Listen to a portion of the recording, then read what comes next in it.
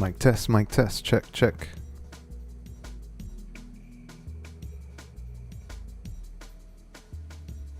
Mic test, check, check.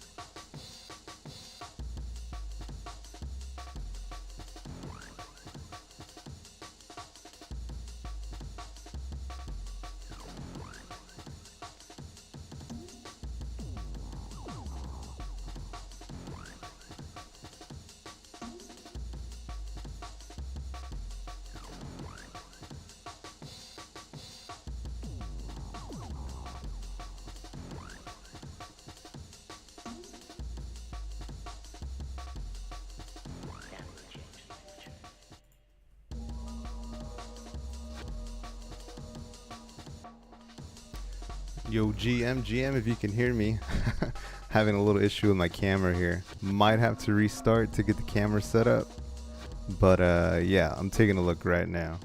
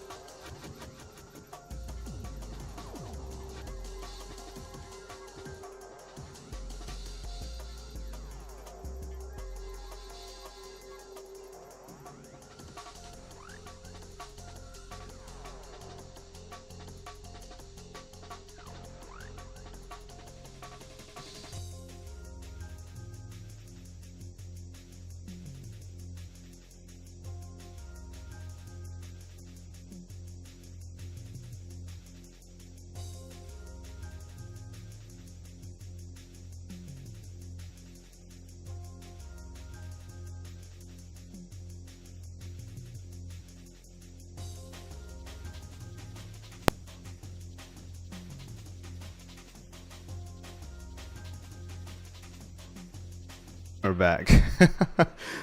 For some reason it was turned off, but we're looking good now.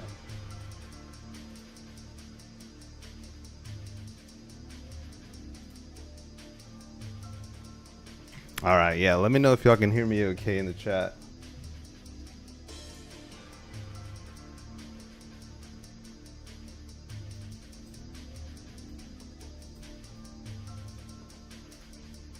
Yo, Prince, MX, what's up? GM, thanks for joining.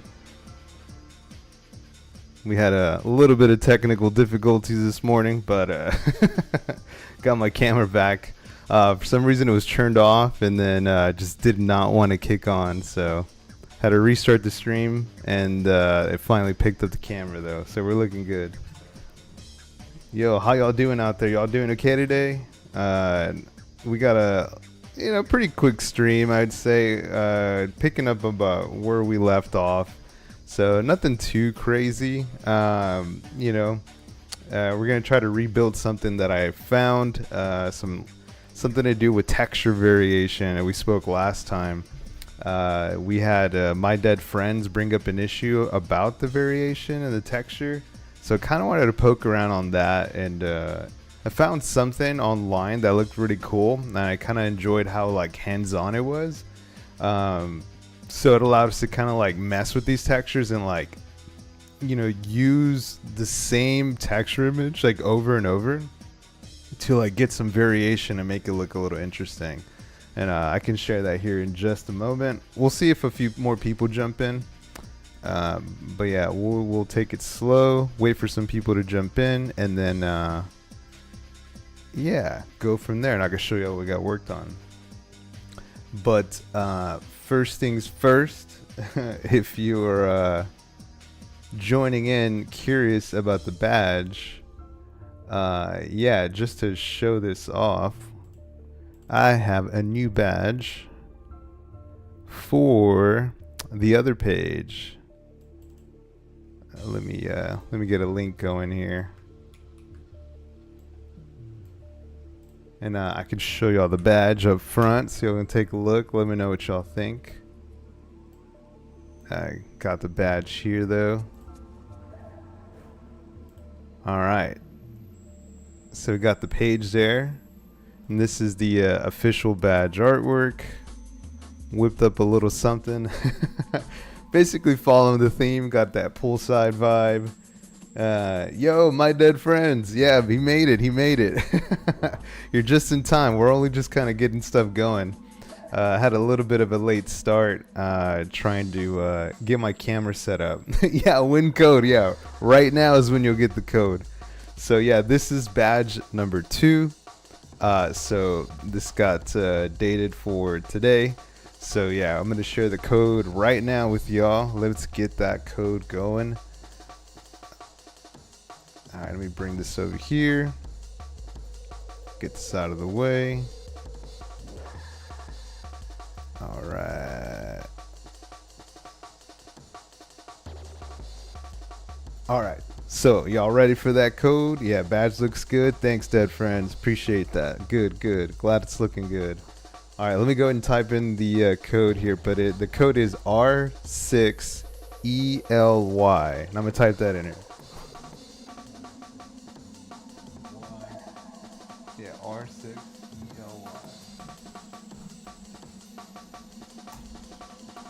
All right, that is the code right there. I can add a link to the page actually. So let me go ahead and do that.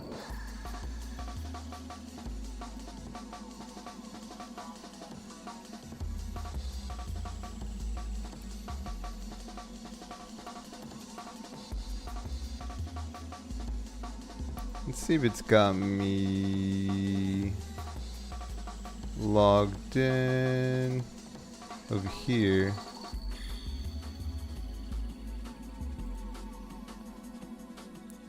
All right, he got it. Okay, someone got it. Yeah, Prince got it first, then Dead Friends got it.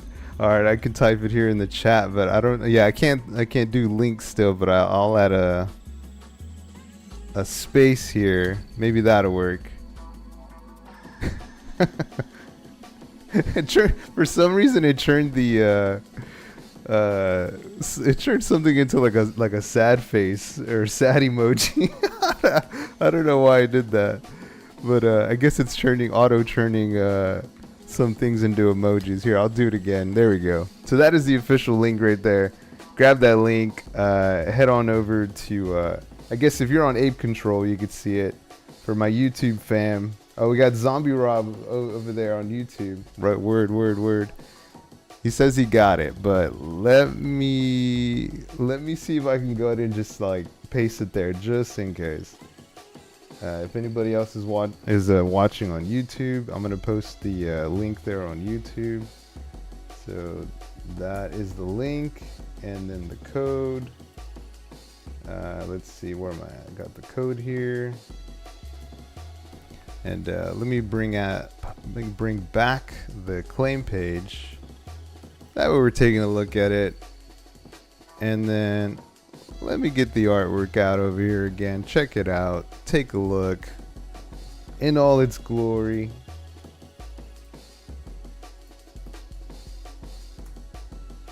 All right, so I got the claim page and the claim code on YouTube. Got the claim page and claim code on Ape Control. So we're looking pretty good. We're looking pretty good. All right, and this is for the viewers first, right? Y'all could share that, or if it gets shared out into the wild, no big deal. But yeah, try to keep the, for those who are showing up who want to get the code, have at it here first. Sweet. But yeah, just to kind of keep showing off even more, just for some extra random content. Here's my scene setup for it, by the way. Had the camera there. Just a quick little scene that I built up using some assets that I had. Nice little pool vibe.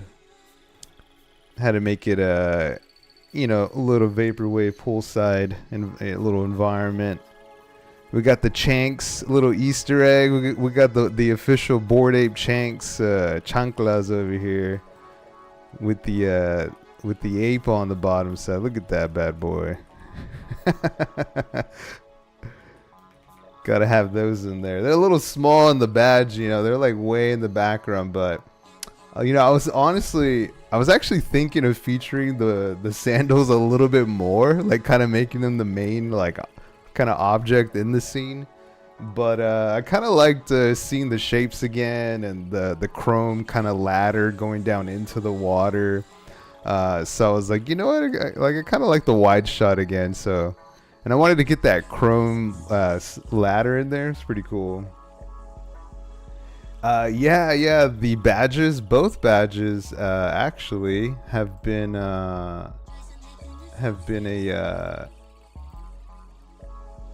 made in Unreal. Both of them actually.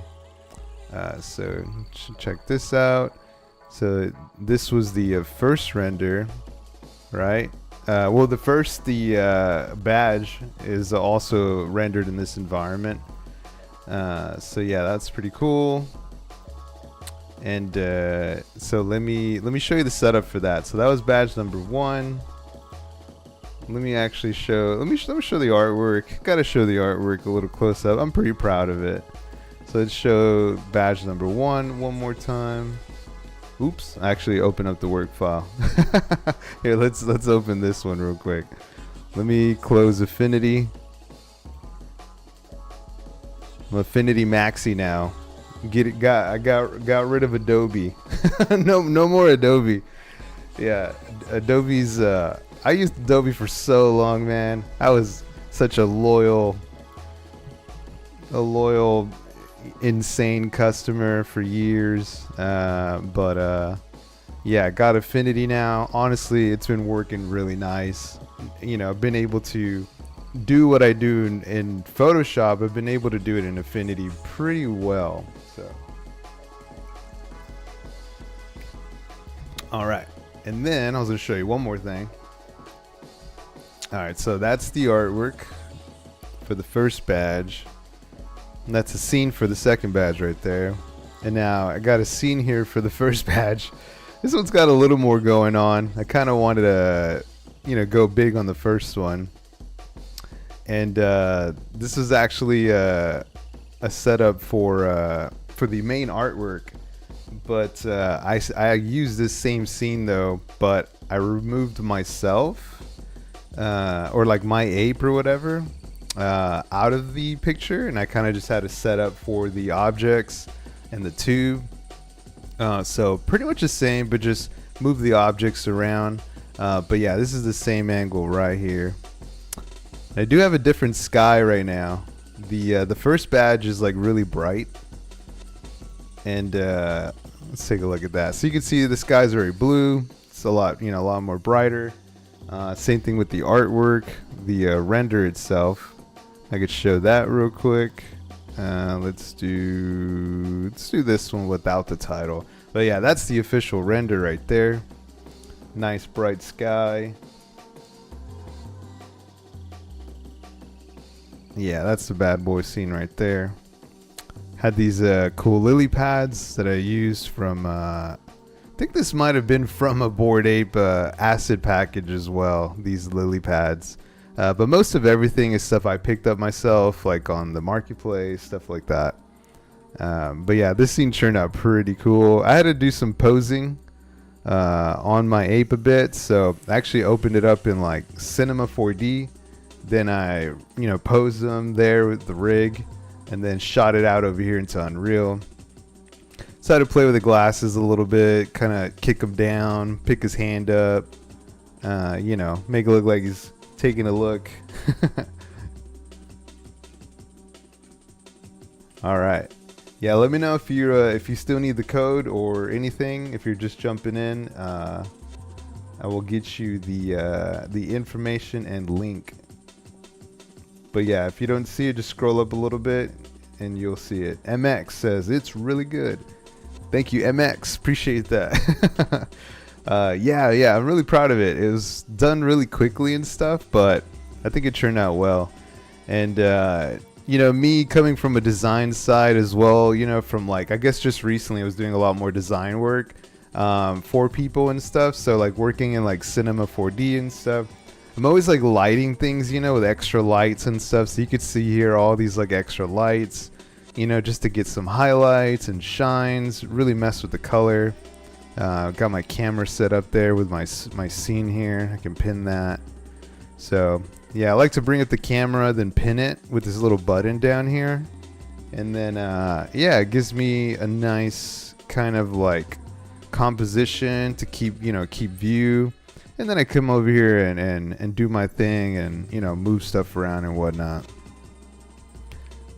Pretty nice. Yeah. Also was utilizing the split view too. So like I can come here into like a cinematic view. So it's like cinematic viewport.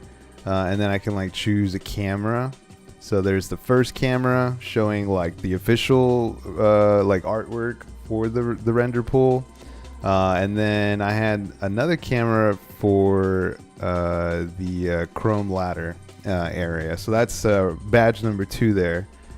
And so yeah, you can like set up that again, that cinematic viewport. If you go at the top, go down to cinematic viewport or default viewport, right, if you want to go back to normal. But I came to cinematic viewport, and then I changed from, instead of perspective view like normal, I went ahead and turned on the camera that's assigned to that area that I want to be in, and that'll give me that view. And go to the second one here. There we go. And that's what it's looking like there. All right, back out of that. So yeah, I just wanted to share that. Just share, kind of how I built it up. It's kind of weird. Like all around it doesn't really look like a whole lot.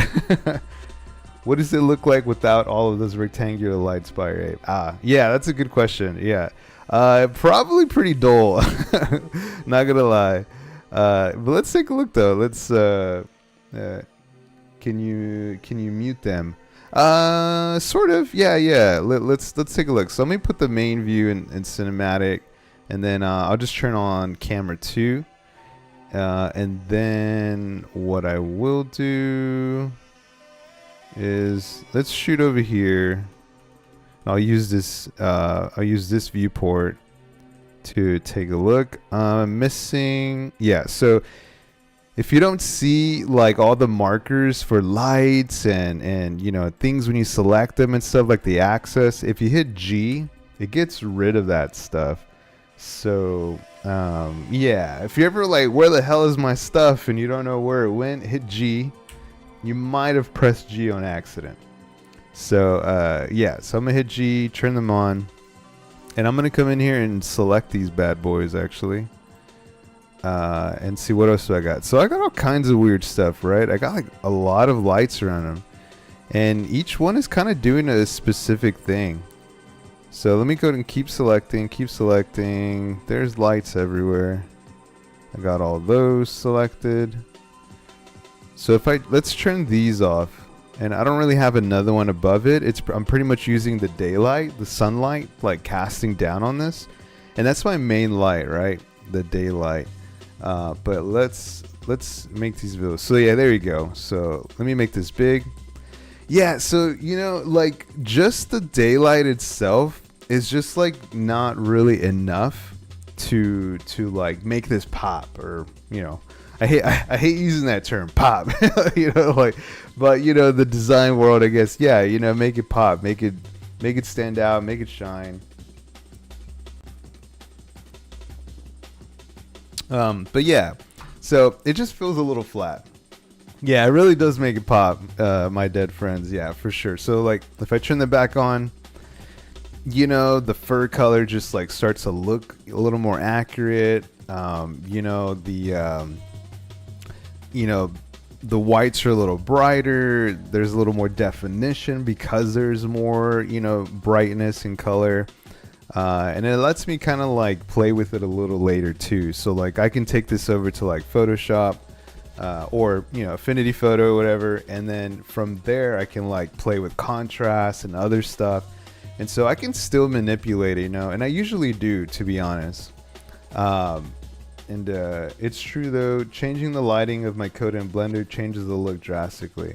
Yeah, MX, that is 100% true, man. Like, you're gonna get like more definition on the shape itself, right? So like, if I didn't have all these lights, the ape starts to look kind of flat, there's not a lot of like shadows and really like kind of small lighting and stuff to like really make it, to punch it.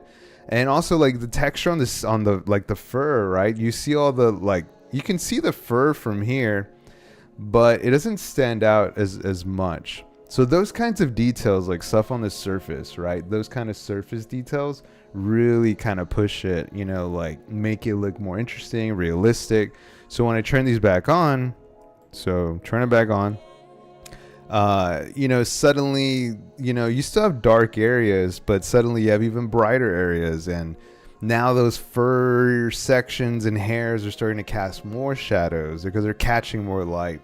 So yeah, and then if you move those lights around, it starts to look, pretty drastically different too. But yo, Nana in the chat, GM, and he dropped a little tropical palm tree there. That's nice, a nice touch. Yo, Nana, we got I got the badge set up, bro. It was easy, man. Just was able to go to my community page. If y'all didn't know, Nana and team over at Other Page just did a huge update they did a huge update to the site. So there's some really cool stuff going on now. Just really easy to make badges now. Set up the community pages a little different, a little quicker, I think.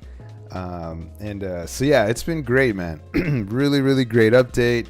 The whole process of creating a badge really makes a lot of sense. There was the templates. I enjoyed the templates, but I wanted to see what it was to just like walk through making a badge, and I did like the custom route, or not super custom, but just like build it yourself, and that was awesome. It worked really well. Yo, Ruggerdev, GM, bro, GM, welcome. Come on in, man. The water's fine. Thanks for stopping by, bro. Yeah, just talking about the badge and the other page where you can come claim it. So if you're looking for the badge and the claim code, scroll up just a little bit. I put a link to the badge itself. For some reason, the first one, kind of like auto did like emoji on some of the like semicolon or the colon // turned it into like a sad face or something. But anyways, get the link there, and then if you scroll up just a little bit, there's a code. The code is R6ELY. So get to that link, get to that badge, and claim it if you haven't done so yet. But yeah, man, community page is looking great. I got badge number 1. And now we got badge number 2. So very cool. And I was actually showing in Unreal. Dang, we got 7 holders on the badge already for number 2. That was quick. I was still waiting to see if people were gonna claim it. That's good though. Awesome. Good to see. Good to see. But yeah, I was actually showing off the Unreal file here on like what I was doing, showing a little bit of like the setup and the lighting. and my dead friends and MX were discussing like what the lighting looked like for this. And I was explaining that like if I turned off all the area lights around the ape directly around the like this main render, yeah, it starts to look pretty flat. You know, kind of not as doesn't pop as much like we were saying. So I turn all these lights on. Really looks a lot more in depth. Let me get to the default viewport. I'm still in perspective. Yeah, so let's go back over here. So yeah, this is where badge number 1 and where the official artwork was set up. Let me click out of here. So this is the official scene for it. So I got this nice, very nice animated water. Man, I'm in love with this asset pack that I found recently. It's like a stylized pack for water. There's a bunch of stuff out there for water, I'm not gonna lie. There's quite a bit of stylized water or stylized like skies or whatever. Yeah, it's this water one. Oh my god, it's so good. It looks so anime and like, you know, it's just doing its thing. It looks super cool.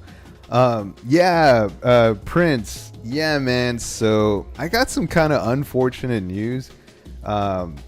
You know, it's kind of out of our hands a little bit, but Ape Control, you know, for Frosties has been a bit of a challenge, only on the aspect of streaming in that area, because I mean, hey man, streaming is not cheap, you know, if you're hosting it all yourself. So I guess what's going on here is like, you know, how do we save it? Ask Frosty's, what's the solution? So Frosty said he'll join the stream. He'll be a little late because he's busy with some stuff, but he definitely is planning to show up. I'm gonna still hold the stream for the usual time. I think we do like 3 hours of streaming. So you know, we're kind of already well into it. We're like 30 minutes in, so we'll be hanging out. Yeah, we need to do an Ape Control telethon. Phone in, guys. Make your donations now. Nah, man, look, honestly, like, it's kind of, you know, I get it. Yeah, my dead friends is referencing a movie called UHF. Yeah, with, like, Weird Al Yankovic, I think. Yeah, I've seen that. They do a telethon trying to save their, like, you know, homebrewed TV network. I think that's a pretty fitting description for this.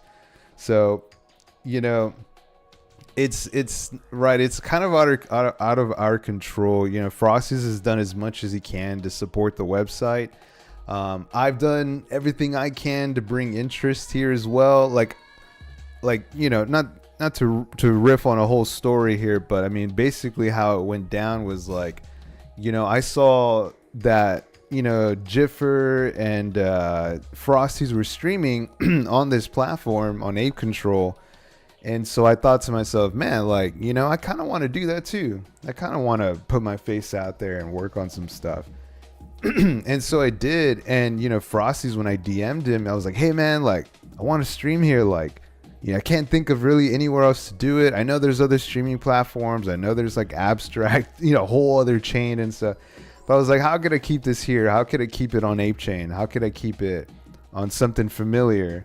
And so to me, it just made sense. So I reached out to Frosty's and I was like, bro, hey man, like, I want to stream. Like, can I stream? Like, can I, you know, I'll apply and see if I get approved. You know, no problem, man. Frosty's like pretty much, you know, accepted me right away. He's like, don't even worry. I'm a, you know, green light you right now. Good to go. Yo, Cinnamon, GM. Yeah, Unreal fan. That's right. Yeah, if you're just joining, I'm just kind of going through a little backstory of like how the stream got going. If you haven't seen it yet, Frosty's put out a post saying that it's just been a bit of a challenge keeping the streaming section of the website alive. The site's amazing, site's great, a lot of great information, but streaming is kind of becoming a bit of a challenge and becoming expensive. So, you know, I did my part to try to like stream here constantly. I didn't want to do like one-off streams like, oh, I'll stream this week and then maybe next month. I really wanted it to be a repetitive thing, you know, keep coming back every week. new information, or just hang out, vibe, whatever, you know? And hey, man, like it really worked to a degree. Like, I mean, you know, we're not getting like huge numbers, but I mean, we have a dedicated, you know, crowd showing up every time. And so, you know, it's been great, right? And like we got like 52 followers, you know, on this streaming page on Ape Control, which is super great. You know, I was really excited to kind of becoming this sort of like face on Ape Control, you know, like something consistent. But yeah, man, there comes a point where, you know, we do need support and more. You know, we got people showing up, but now, you know, it's like a matter of like real life finances now, and money and stuff. So, you know, I spoke with Frosties before the stream, and yo, Cinema, thank you for the tip, bro. Appreciate that, man. You know, I told Frosties, man, I was like, look, you know, I'm gonna try to keep the stream going. You know, I don't know, I might take a week to try to like figure something out, but you know, we definitely can do YouTube still or Twitch. But man, you know, it just really was something exciting about being on Ape Control, you know. So, you know, so hey, look, we got Frosties in the chat, GM brother. You know, let's give some love to Frosties, man. If you're in the chat there, drop him a heart. Let's show him some love. He's kind of fostered a small community for us here, and so we're super appreciative for Frosties and everything he's done. You know, putting this site together and giving us a chance to share some cool shit. You know. Yeah, there we go. GM Frosties. We got people here listening to the word, to the good word.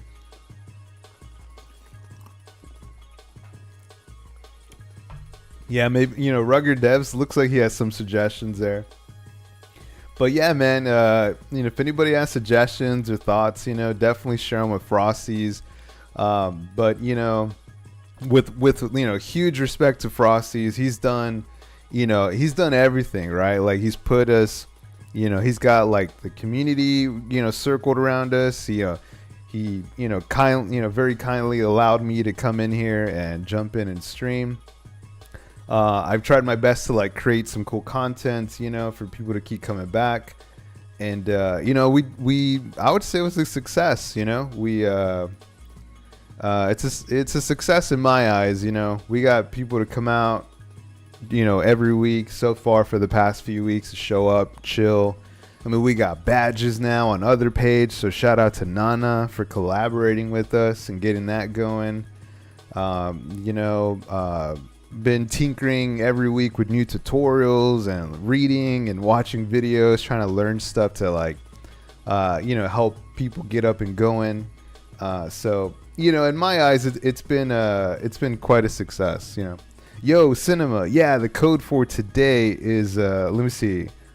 Let me paste it one more time. So, if you got the link, you just need this code. But let me get the link for you too, though, homie. Let me see. That way you don't gotta go digging. All right, let me paste it real quick. All right, it should all be there, homie.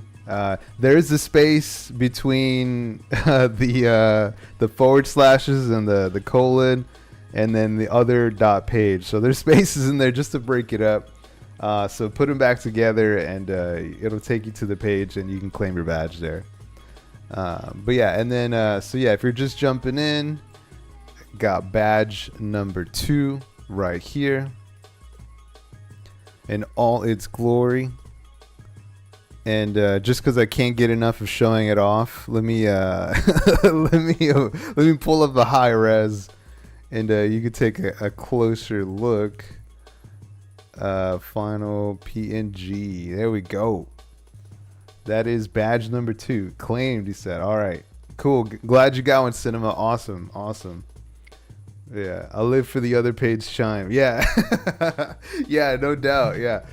You know what's funny, too, is like, you know, there's a claim sound, but there's also when you create a badge and you like hit, create or whatever, like, ready to create the badge, there's a sound effect there too. I was like, yeah, nice. Kind of appreciated that, makes my side feel a little gamified and kind of interesting and stuff. So yeah, if you're just jumping in here, grab the code, grab get the link there, and adjust those spaces I made in there so you can get to the site, and then use that claim code to claim the badge. So I just hit save for fun. Yeah. No, I feel that. Claim, let's fucking go. Yeah, glad you got one, Frosty's awesome. I don't know, Frosty's, if you missed the first one, if you missed the first badge, let me know, bro. I'll hook you up. Not sure if you got the first one, but maybe we'll work something out. Maybe I can get Nana to, or maybe I can open it up or generate a code or so. Oh, so you got both. Okay. We're good then. We're good. I was like, I gotta get Frosty's both badges. It's only fair. Yeah, that's good. Awesome. Yeah, and then I was just flying around showing the render sites for the artwork itself for the badges here. So I got the camera set up there. Oh, there's me in the dark. What am I doing? I had to use them for scale. I had to kind of figure out placement and scale, so I had to pull myself out real quick. But yeah, then I got the camera set up here. Made into a nice little square resolution. And yo, Law of the Saw. We got him creeping in. Nice. Your banner on other page slaps. Yeah, I like the banner, bro. The banner's good. That official artwork, it really hit me in the feels when I was done with it. I was like, that's sick. It turned out well. What do we got here? Yeah, right here. This one. Yeah, this one was it worked out really nicely. I was really excited about it. I was like, I don't know. I was thinking about dropping it as like a banner too, like to mint or claim or something, or just some wallpaper or something. So we'll see. I was thinking of doing one without the ape, just that way you can just have kind of like the render pool environment on its own. I'm not trying to get people to spam my ape on their on their platforms, but you could easily render out another one. So yeah, but yeah, that's kind of the idea here. Yeah, thanks Cinema. Yeah, the style. Yeah, for sure. I thought about something bright, crispy, real like, I don't know why I use the word crispy, but like when something's bright and like detailed and sharp and stuff. Cinema says, yeah, good artists, you can always feel their fingerprint. Like you see a render and you just know that's them. Or yeah, for sure. No, for sure. I hear you on that one. Hey, and I could say the same about your stuff, Cinema, for sure. Like, especially with like consistent themes and like consistent like render style. Like use a lot of like depth of field and very cinematic vibe to it. It's super cool. You could definitely notice it. Yeah, man, but that's what I was going for. Just something bright, daytime, sharp, just to kind of get that real, refreshing, lack of a better word, real refreshing with the bright blues and pinks and bright whites and stuff. I'm always hesitant to like have a lot of bright colors and stuff, like white and everything, but the white tile, I think, really works in this because you end up getting like a back rooms vibe, which is what I wanted. That sort of like pool rooms, kind of back rooms kind of vibe, Makes it feel a little like, there's a little mystery to it, a little mysterious. It's kind of maybe a little ominous with all like the kind of like liminal environment and space and stuff. Oh, yeah, Cinema, he's asking if that's a double rainbow. It is a double rainbow. Here, let me show you. So if I go back over this way, you can see it. Yeah, there you go. I think it's like invisible on the backside. But yeah, that is a freaking double rainbow. Yeah, here you go. Boom. Yeah, such a nice... yeah, I immediately think back to that meme, the like, whoa, double rainbow. Like, yeah, for sure. Such a old meme too. Uh, but yeah. So that's the space for it. And it's funny, man. You can see how it's not super perfect. Like I wanted some desert in the background. So like I pin this here. Please pin the camera there. So yeah, I had these like little sand kind of like little dunes or little mounds. So they're all separate pieces, and I pretty much just like scale them, rotate them, like raise them up and down, try to get a good placement for each one. Uh, at least for the rendering part, none of that really matters. If this was a game, though, I'd be like, oh man, this looks bad. I need to fix all this. Codas or leprechauns confirmed. Yeah. Oh, you know what? I gotta get a like. You know what? I don't own a Coda. That's probably like I don't even know. It's like heresy or like I just missed out, man. They got away from me. I missed out on Codas. I got my ape, I got my mutant, I got my dog. But man, yeah, we got to get a Coda in here, in the pool with my ape. I know MX is like unbelievable. I know, man. I was so head down, busy, and then other side stuff started minting, and we all saw, man, when the deeds took off, they took off, and like I had my head down in projects at the time, and by the time I went up for some air and I started digging around, I was like, oh man, I was like, I'm gonna wait a little while. Yo, Law says he got one last week. Oh snap! Nice, brother. Well, Law or any Codas out there, if you want to have your Coda or ape in a render pool render sometime, let me know and I'll get y'all in. So Cinema says, I don't know about you, but it's so fun to build worlds in Unreal. Start slow like what I'm doing, then suddenly it all comes together. Yeah, no doubt, man. No doubt. Like, when I was building this, I'll be honest, it was a little like, I had the pool here and then I put the water down. I just really wasn't sure, what to do. I was like, kind of like, I did a variety of things here, but then, I just like kept it simple. It was like, no, you know what? Like, just, I had to pick things that meant something, simple.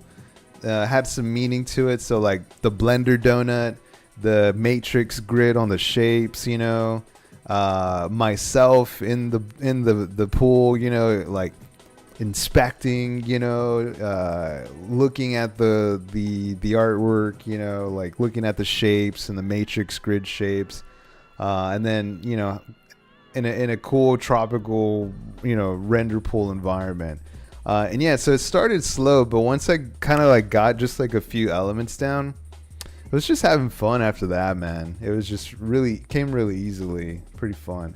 Yeah, pool party. Yeah, Cinema's got it right. Yeah, pool party, bro.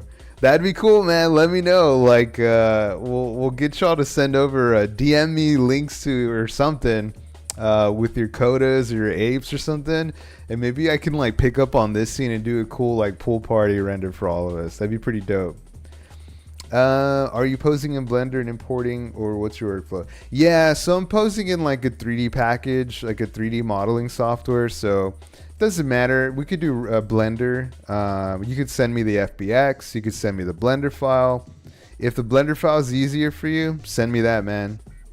If you got the FBX on hand, drop that or a Google Drive link or something. That could be pretty fun, maybe for the few of us in here, we could do a cool like pool party render. That'd be dope. Oh, for this scene for myself, I use Cinema 4D, not for any reason. It's just, I've been using Cinema 4D for like years, bro, years. So yeah, I posed in Cinema. And then I drop, so I export the floating tube, the donut, and into Cinema. Then I have my ape in there, pose it all in there, like put my ape on the donut, and then I put his hand out, tilt the glasses, and then I export everything in like pieces. So like I export the donut first, then I'll export myself with the glasses, and then the shapes, and then I kind of rebuild it. I could export it all as one object or something, but I just find that really annoying because in the end I always kind of want to like scoot something over a little bit, so like I try not to do it all together. I do it as like separate elements. That way it kind of just like helps me out.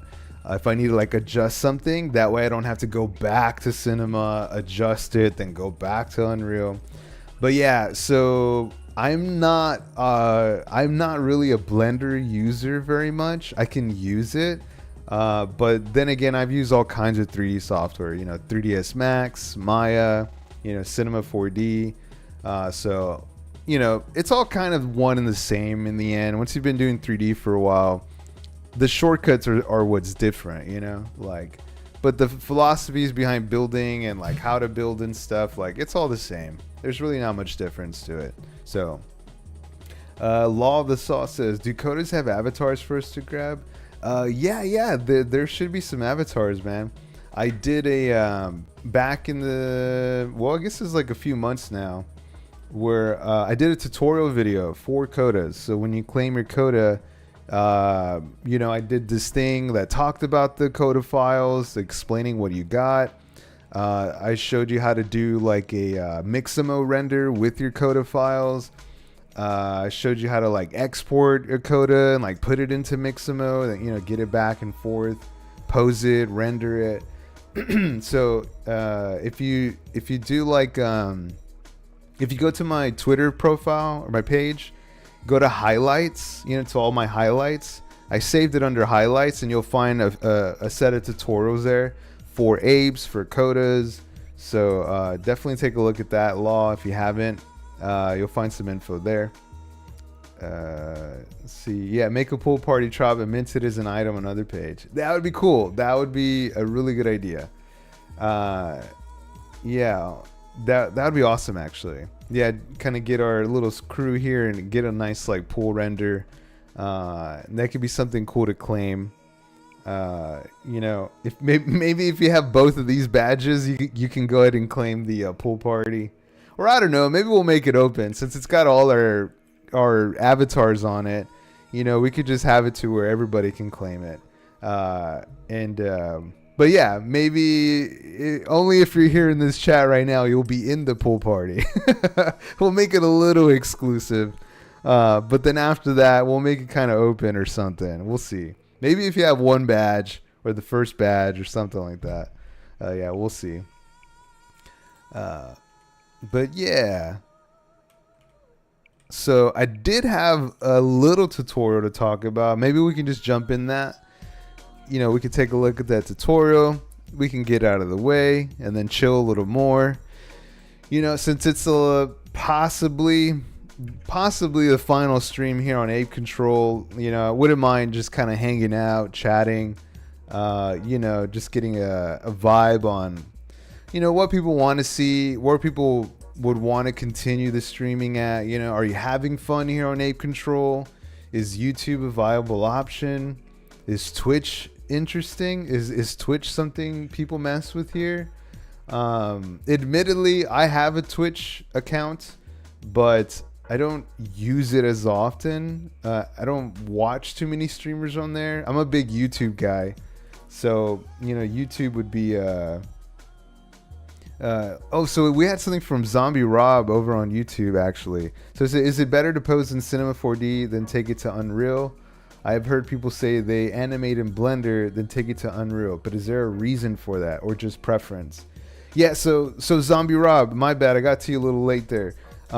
So it's like Unreal, apparently you could pose and do like animated stuff, absolutely in Unreal Engine. I am not too familiar with the animation stuff in Unreal, so I don't mess with it often. So for me, it's so much easier as like someone who's like I was big into like 3D modeling. So like, I enjoyed Cinema 4D, 3ds Max, Blender to do like hard surface modeling, organic modeling, all that good stuff. So to me, it's just way easier to set up something, build something, adjust something in a 3D software. And then once I'm done with that, export it, out, to Unreal Engine. and it's just like I don't have to do anything in Unreal. Since Unreal has so much going on, I feel like, you know, I want to keep it to like game stuff, design stuff, you know, like I don't want to mess with too many, you know, aspects that I'm not really fully familiar with. So I end up, if I export something from like Blender or Cinema and I'm just not happy the way it looks in Unreal, I need to take it back. Well, I'll go back to my Cinema file and mess with it again and then send it back and replace the old one. And so by the time I know it in a folder, I have like 4 or 5 different exported models, animations, whatever it might be, right? Because it's easier to animate, pose, and set up in a 3D software, and then export that as an FBX so it carries all the animation information, the texture information, and then dump that, export out to Unreal Engine, and then create from there with it. So hope that answered your question, Rob. But yeah, back on Ape Control.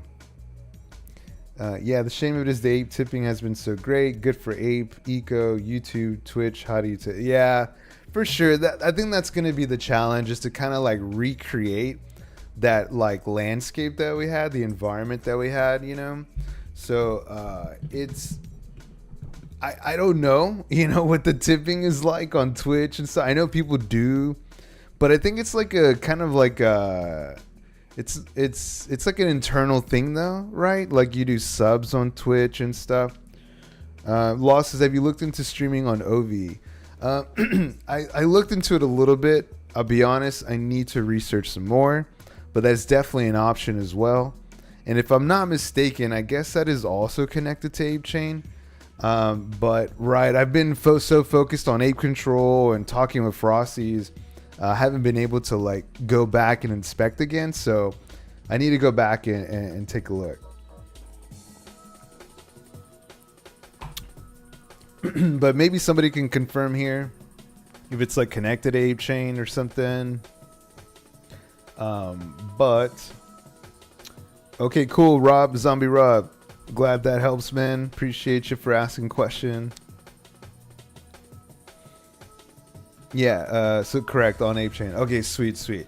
Yeah, then hey, man, that might be the alternative I need to look into. You know, want to walk through your lighting here, or if you did already, my bad, I came in late. I talked a little bit about the lighting, yeah. But yeah, let's take a quick look again. We're chilling. This is a bittersweet stream, I would say. So let's just hang out. I'll show you all the tutorial I got lined up here in a sec, and we'll get to that very soon. But yeah, we were talking actually. If I come in here and get my camera set up. Oops, wrong camera. And then I'm gonna select, or actually, let me go back to perspective. Let me select all these lights. Yeah, we were just talking about the lighting that I set up here for around the main ape. And like, you know, a few of the things that I did. And then if I come back, let's go to camera 2. Oh, I'm sorry. Camera 1. Oh no. Camera 2. And then I need to probably go into cinematic viewport.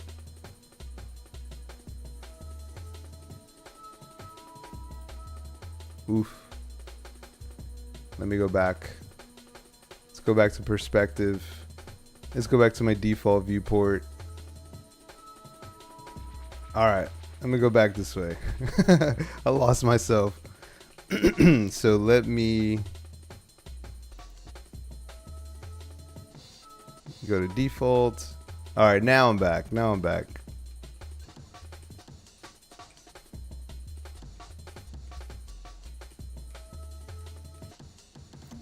Alright. Get rid of that. No. Let's go to my camera. Or cinematic cameras. Yeah, there we go. You know, I don't know why that camera got lost a little bit. I think because it's attached to my timeline.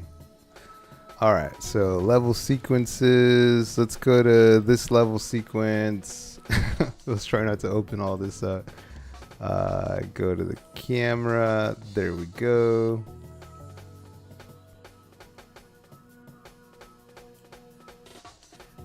Alright, let's actually remove that transform.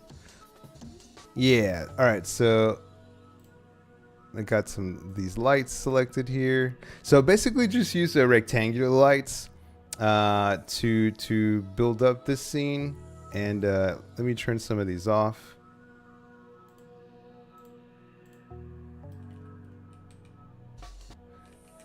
Yeah, that camera placement is a little bugged out. It was working fine just a minute ago. Yeah, you could see here, like, so I have my main directional light, right? Like, the directional light is the sky. So it's not that strong. It's only about a 4 intensity. Let me move my head real quick.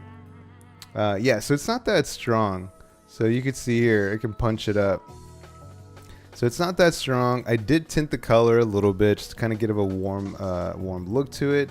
And then the indirect lighting is not that high, but what I did do was kind of play around with these rectangular lights. Yo, Prince, thanks so much for the tip, brother. Appreciate you. Yeah, I can play with indirect lighting a little bit to get more of a extra lighting on the side. But I use these rectangular lights. Another thing I did was a bloom. So I did add some bloom to the camera itself. So which is this one here.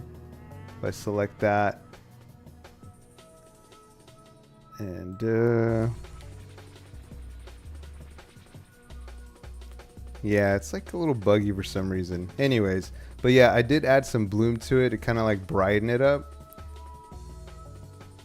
Let's see if I can land back on this camera. There we go. And then for these lights, if I like turn them off, we can kind of see here the let me get rid of let me select some more of these, and that one and this one, and then I'll go back, and then I'll hit G to get rid of the icons. So again, yeah, that's G. If you don't see icons on your screen, hit G, it'll remove them. And then I'll just go and turn them off. Yeah, you can see here it's pretty flat.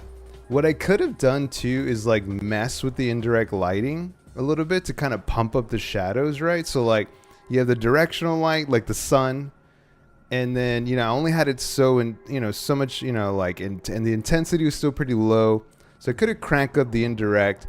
But since I'm using like a lot of white from the tiles, from the pool side, like the tiling and all that, the minute I would crank up the sun a little too much, man, the tile would just like blow out and just look like super white. So I was like, damn, like I was trying to get around it. So what I ended up doing was keeping the sun low, just lit enough where I like the way it looks in the background and stuff. And then I came in with these rectangular lights and little by little started placing them. And then so now you get this, like, now it looks like the sun is just like beating down on him, right? Like it looks so much brighter. There's a lot more going on. Yeah, it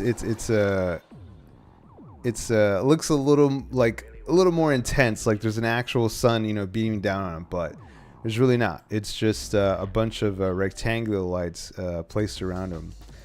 And then I was having some weird issues too, like just so you can kind of see like what I was going through with this.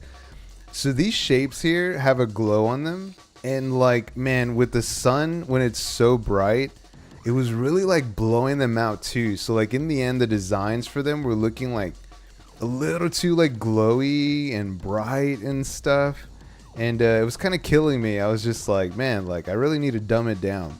So I started doing these like little light blocks, and sometimes they were helping. And so like basically this is just a plane. It's just like a little rectangular plane, and it's basically out of the way of the camera and the perfect size that it fits over the cube. So if I zoom in on it here, you can kind of see when I move this, you can see just barely that the sun brightens it up. And I just didn't really like how it was just like blowing it out when it's supposed to be a glowing object. I wanted to tame it down a little bit. So I just like used a physical piece to block the sun.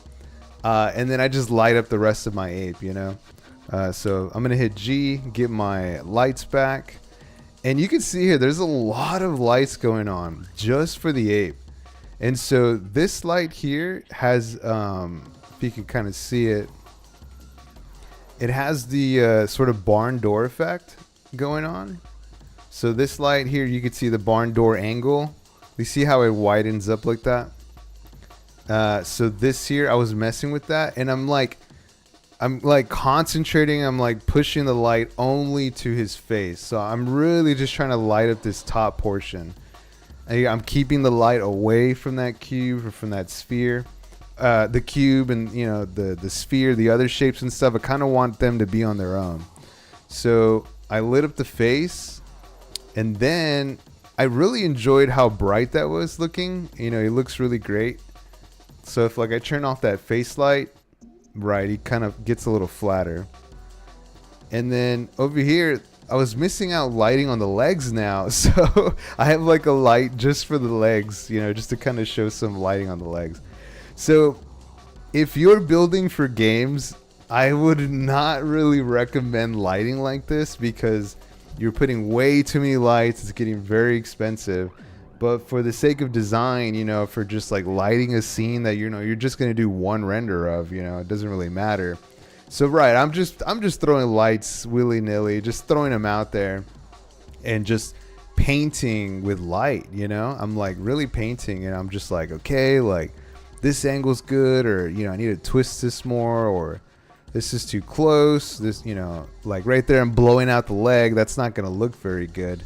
But if I find a nice common ground, you know, I can like light up the leg, light up a little bit of the float as well. So really playing with color. So same thing up here too. So on the palm tree, if I didn't have this light, it just would look like that.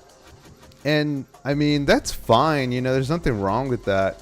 But, you know, when you turn it back on though, that's so much more interesting. You know, I'm trying to be careful. Like, I'm not putting light to where it blows out white like this right there. That's a little too much. But for the sake of the camera, let's see what we're looking at here. Can I comfortably? Okay. So for the sake of the camera, if I come in here, you can see here that I'm not really like looking at the bright white blown out section. We're underneath it. So you're not going to, you know, really see those mess ups or hiccups. So, you know, I paint with it, you know, sparingly, just to the point of blowing out, you know, where there's too much white, and then I dial it back. You know, I just want to get it nice and bright. And also, you know, you get some color being thrown around because of the, you know, the environment. You know, there's a bit of indirect lighting going on. So that's, you know, it's helping to play with a lot more lighting and color and stuff. So super cool. Yeah, Cinema says, yeah, I like the modeling you did when you shape light. Some folks call that modeling the light. Oh, okay. Yeah, wrapping the light. The models can get plasticky, so what you're doing is all helping to breathe life into it. Yeah, that's a really great point. I mean, you really are modeling in a sense like you're building up. And when I think of 3D modeling, you're building up, right? You got like a wad of clay or, you know, block, and then you shape it into something. So that's basically what we're doing here, but with light. So we're taking something out of the darkness and bringing it forward using light, right? That's what light does, you know. Light gives form and shape to things, right? So like when you shine a light on something, more of the details pick up, you know, all the fine, you know, the hair, the fur on the ape, you know, the wrinkles on the hands and the knuckles. All of that stuff really starts to kind of push outward because you're introducing light. Another thing about it though is like trying to be careful to play with the light like in a smart way. Like one thing I'll never do is like if I have my camera right here, I am not going to get a light. You know, I'm going to copy this. I am not going to put a light right by my damn camera and then shine it forward. That is a no-no. It is a no-no because like I don't know, have you ever seen like Okay, go into like the 2000s, you know, maybe 2010s, you know, when people had like you know, point and click cameras that were disposable and stuff. Um, you get this really like amateur, very artificial sort of look. You know, you get like one beam of light right up front from, you know, standing in front of it, and you just get light plastered, and it just looks super like flat, kind of amateur. It looks like someone just clicked the light right in your face and didn't give much thought. It doesn't look very natural. So yeah, it's a very bad thing to do because natural light doesn't work like that. You know, when you're standing outside, the sun isn't behind you or facing forward from your point of view. The sun is up and at an angle and coming down, you know, through trees, and it's being filtered by leaves and all this other stuff. So like, you know, definitely don't put a light right in front, because then you'll kind of lose a lot of the interesting definition that you could have.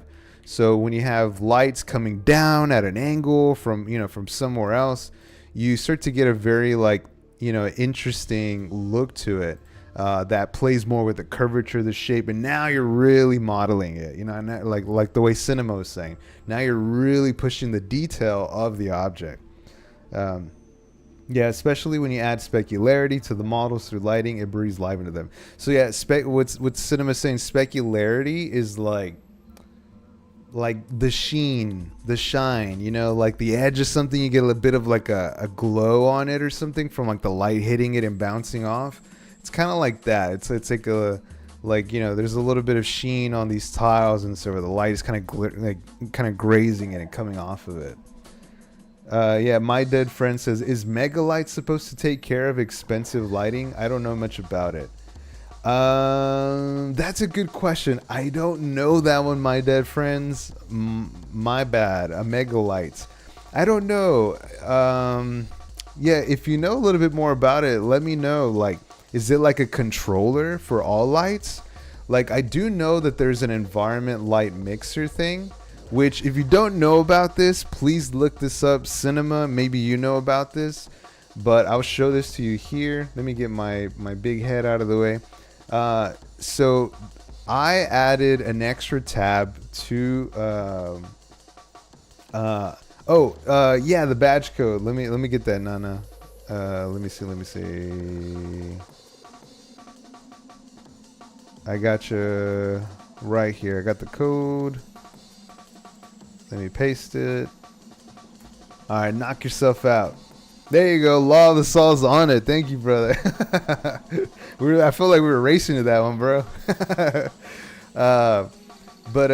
Yeah. So yeah, for you guys in Unreal, if you're messing with lighting, look into Environment Light Mixer and add it as a tab to like your workflow, like here in your outliner and stuff.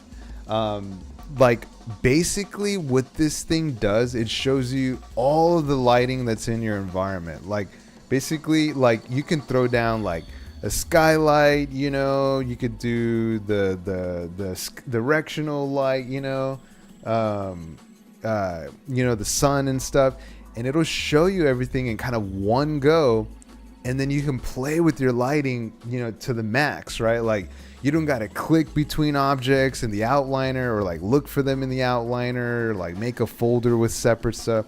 Like you can really like, you know, control all your lighting and even volumetric cloud stuff, all within this tab. So there's a YouTuber, you know, what is his name? If you haven't seen this guy, Unreal Engine. Oh, I'm trying to remember his name. William Foucher. So do yourself a favor and look up this guy. Let's see. Yeah, this guy right here, William Foucher. So yeah, if you haven't, this guy will show you how to add it. I'm trying to figure out. I think if you go this video right here, I believe he shows how to set it up, I believe. I'm trying to find it. I'm trying to remember how the hell I added it. It's been a while. I added it a long time ago. Yeah, you can if I find out, I'll share it. But yeah, I learned how to set it up through here. Oh, there we go. Here we go.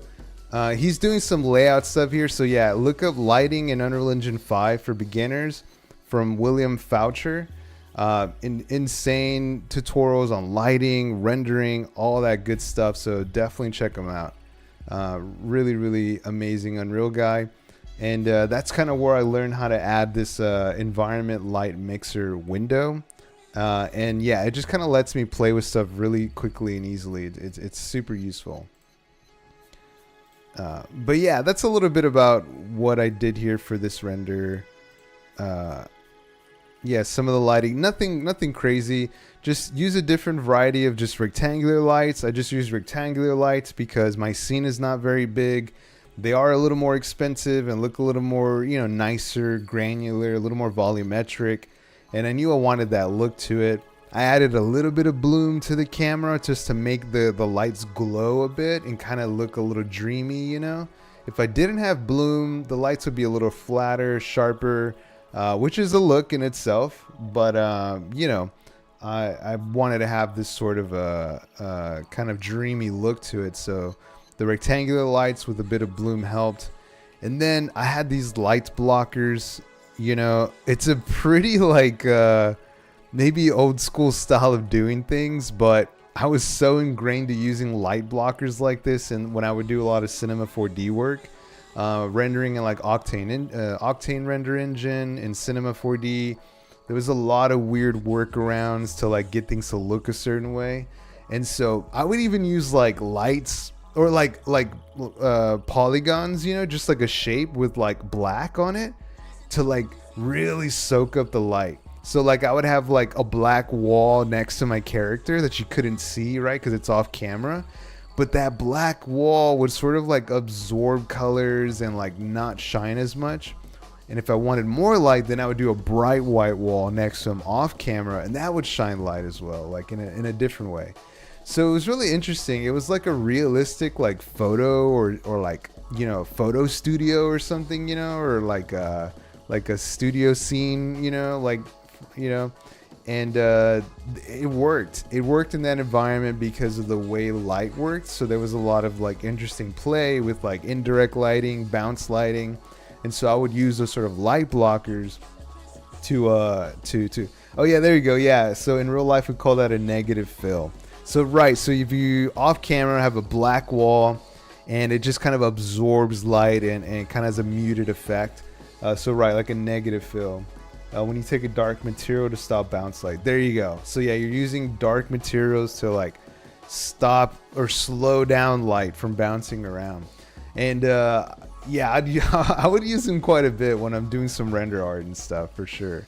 But not always necessary. It's just some things that I do just to block light to help a few things. So here I did a circle, and my intention was to cover the sphere here just a little bit, just so that the sun is not blowing it out, and you could still kind of see it glow in this sort of still bright lit scene.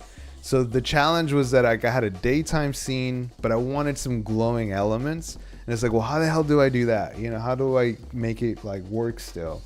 So there was a few things doing, that I had to do to kind of, block some of that light and, get it to a point where it just looked a little more believable and just cool, yeah, keep it going, But yeah, all right. So yeah, this is the playground that I've been using to make my badges. So I only have 2 badges so far, but yeah, this is basically what I've been doing. So that was the first area for the badge 1 and the official artwork. And then this is the next area that I was using for the badge 2 that I made today. Yeah, so just the badge in this area for now. So you can see here where I kind of set it up.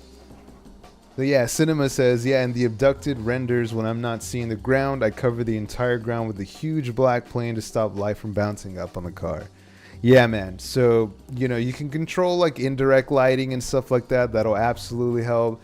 But, right, there is still a point where the properties of the material are just going to kind of cause some light to shine up and off of it. So, yeah, simple trick is just to like straight up block it with another object and you're pretty much good to go. So, yeah, not too bad. It's a little bit of a cheat. But hey, man, it's interesting. It's interesting to see how these programs are designed to mimic reality, that you can in turn do some things that you would see in reality. So just the way cinema was talking about negative fills, like that's something they do in like movie studios and like photo shoots and photo studios. They have soft boxes, they have for lighting, doing soft lighting. They have the negative fill stuff like we were saying. They have colored like bounce light, so you can have bounce light with like different colors. You could do like a blue board or a pink board or something and have light bounce off of that. So to like make like a box lighting, in Unreal, or like a softbox type thing, like I could pretty much just take like a plane, like a basic shape here, plane, and if my sun was a little brighter and stuff, I could like, increase this size of this plane, and then maybe do like a little bit of metallic texture with a little bit of gloss to it or something, and then kind of help push some of the sunlight like down onto my objects here and stuff. So yeah, it's not too far off from reality, which is pretty freaking cool. Yeah, and then you go down the rabbit hole of like, well, holy shit, lighting and materials, like all this stuff, like refraction and water and glass, like all of that. Like you could like literally look up like a bit of the science around it. It's like water and glass and certain like liquid stuff and transparent items have a refraction point. So like straight up, you could Google this. Like you could look up the refraction point of like glass or block glass, deeper glass, or water, or a different liquid or something. And when you put an object underwater, it bends and stuff. You could even see refraction here. Like as we're looking at this, you could see the bottom halves of the shapes like swaying and moving and stuff. That's all refraction, right? Like it's bending the light. It's like, the water has a state to it, like light bends and does different things in water. So that's why when you have like a glass of water or something and you put an object inside of it, you get a weird refraction. Like it almost looks like your fingers is like bigger and disconnected. That's all refraction. So you could literally look up a refraction amount and like and apply that to an object's material. Like I don't know, water has a refraction point of like 1.1 something, 1.15 or 1.2 or something like that. And it'll ask you in these programs like, oh, what's your refraction point or whatever. And you can like just type in those actual like real world numbers and it'll work and it'll look like pretty close to reality. But when you start getting into that stuff, like really deep and shit, I can't help but like start thinking about like, I don't know. I don't believe in that conspiracy, but it's like, is this all a simulation? The Matrix is around us, bro. Like it's all computers, it's all numbers. Like, but really though, it's pretty freaky stuff. Like how these 3D programs are like, like the 3D, like how these 3D programs are built to mimic reality, and they're doing a pretty damn good job of it, for now.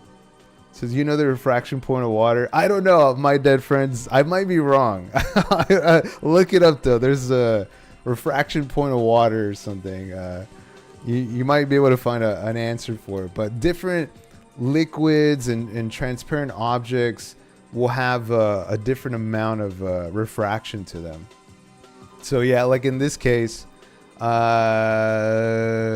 so water has a refractive index of about 1.33. So yeah, that's some fucking some Matrix. You know, is the simulation real kind of woo woo type type stuff for you? It's all numbers, bro. It's all numbers. But yeah, here, look, you can see this here. So refraction, exactly that. So a ray comes down in, and then the light hits it and bends and turns into something else. I'm loving all this. I feel real. Are you real, my dead friends? Or are you just a refraction of your real self outside of the simulation? Think about that for a sec. This 3D environment is really the refraction of the fourth dimension above us. So we're not even really seeing our true forms, if you catch my drift. I'm just kidding. I made that up. Sounds cool though.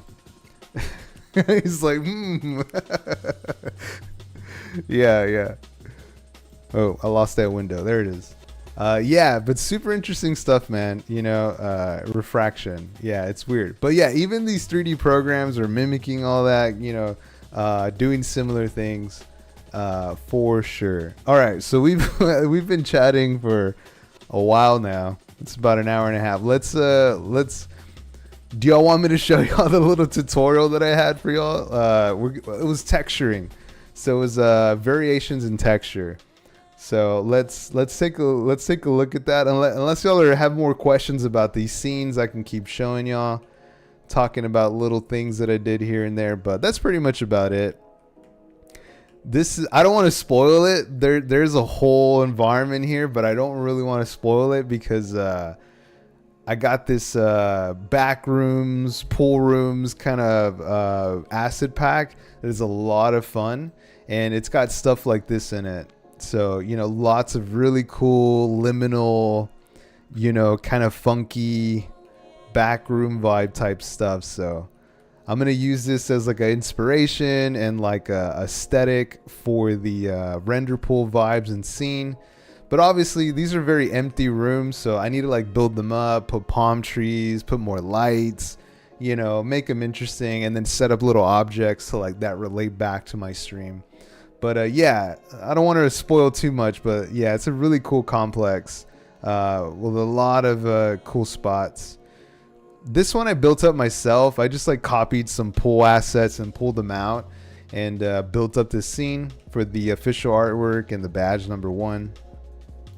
I'm gonna check my YouTube, make sure we're good there. All right, we're still good. Hey, it says we got 4 people watching on YouTube. Shout out to the YouTube viewers out there. I am checking periodically on YouTube, so if you got a question, something I can help with, let me know. Send a message there in the chat. I'll take a look. But yeah, let's maybe we'll get into the grading of it now. So let's take a look at that tutorial I had. Yeah, we'll just save the work here. All right, so let's go back up here and let's open up my work file. Let's get this going.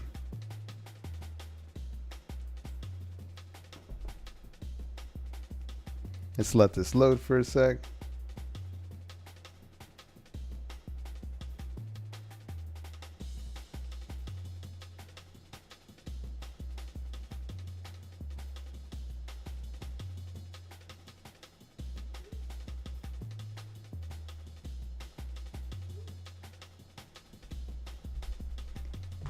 All right, getting it loading.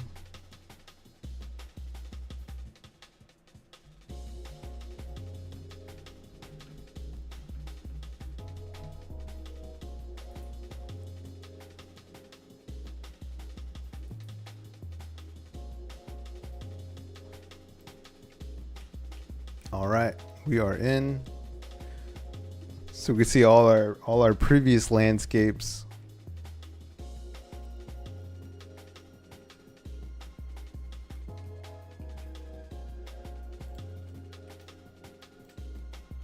All right, so what we wanted to look at was the previous landscape we had was basically like this one here. And it didn't look bad, and mainly we were doing just a simple flat, green grassy texture, because we were painting with brushes, and then we were doing the auto landscape thing, and we were just kind of like messing with base textures. But now that we have the base textures, we did notice that there was quite a bit of like repetition, especially if you zoom out, you kind of looks the same, repeated over and over and over. It's also like, one color in a sense. There's not a whole lot of variation. So what I did here, it's looking a little small here, but the main thing here is like, look at the variation here in this one, if you could see. So in this here, this landscape that I put together, the material here, there's a variety of greens. There's a variety of like yellow greens and shading in it. So all of a sudden this is looking a little more interesting, and like it's a little more broken up than, just looking at this. Like this gets repeated quite quickly, and it all looks rather the same. But with this one here, when we get down close to the ground, you get that multicolored kind of look to it, which just makes it look a lot more interesting. In my opinion, it makes it look a little more realistic and not so much like a real simple, world, like maybe old school PlayStation or something with not a lot of variety to it. So I'll show you what I did. So I made this grass material seamless, was what I called it. And I'll show you here. So let's take a look at what it does before we start trying to build one on our own. So basically with the tiling, I'm like messing with tiling, and I'm using a noise texture to like break it up. So you could see here, as I move this around, you can see the sphere here starts to like the amount of texture there, it's changing its size. I'm going way too fast. Let me zoom in a little bit here. And so I'm going to scroll back down, and you could see how it's changing. So if I keep going up, or if I keep going down this way, you could see it changing shade, and now it's getting really big. Too big. But yeah, so we're like basically layering the same image on top of each other multiple times, and then we break it up with a noise variation to blend that same image on each other over and over, and then we tint it with a little bit of color to make it look unique. So I go back to 0.5. Now here we have this kind of interesting multicolored grass. So let's put this together. So we see what it does. This is what it looks like, by the way. So we're gonna do the same thing we did last time, a master material, and then an instance material that allows us to work with the material a little easier. That way we don't have to like, mess with nodes too often. We can just, set them as parameters here on the right and be able to like, mess with those and then affect our material much, much more easily. Let's see. Just making sure I don't know messages. All right, we're looking good. All right. So if you have any questions about this so far or anything, please let me know. I'm just gonna keep pushing forward. But yeah, so that's the material instance right here. Right, this is our instance, and this is our main material that we set up. So let's just look at everything we have.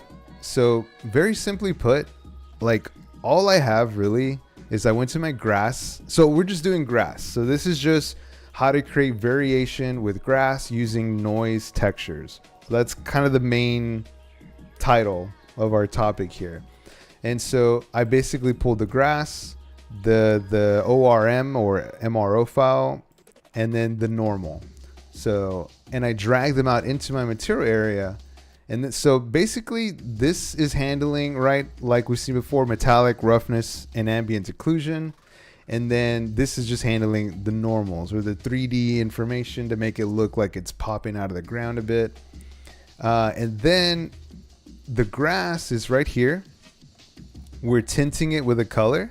So it's multiply. So we're like multiplying, you know, we're not replacing, you know, but we're adding it to it. So the grass takes on the tint of the color that's set there.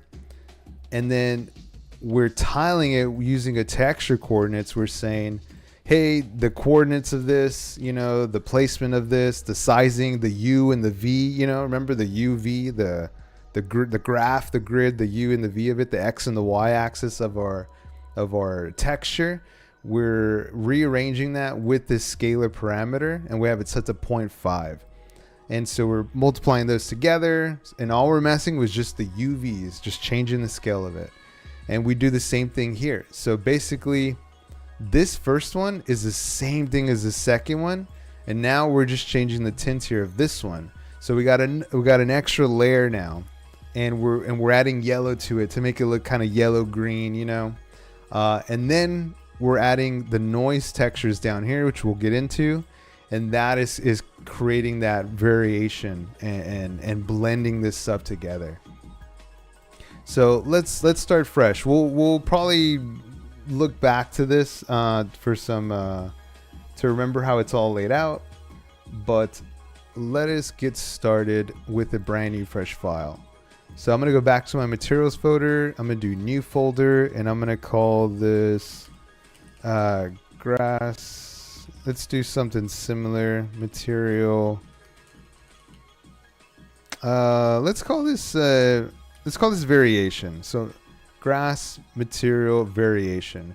So you could do this with any texture if you have one on hand. As long as you have the grass, the color, the normal. Honestly, you only really need those two.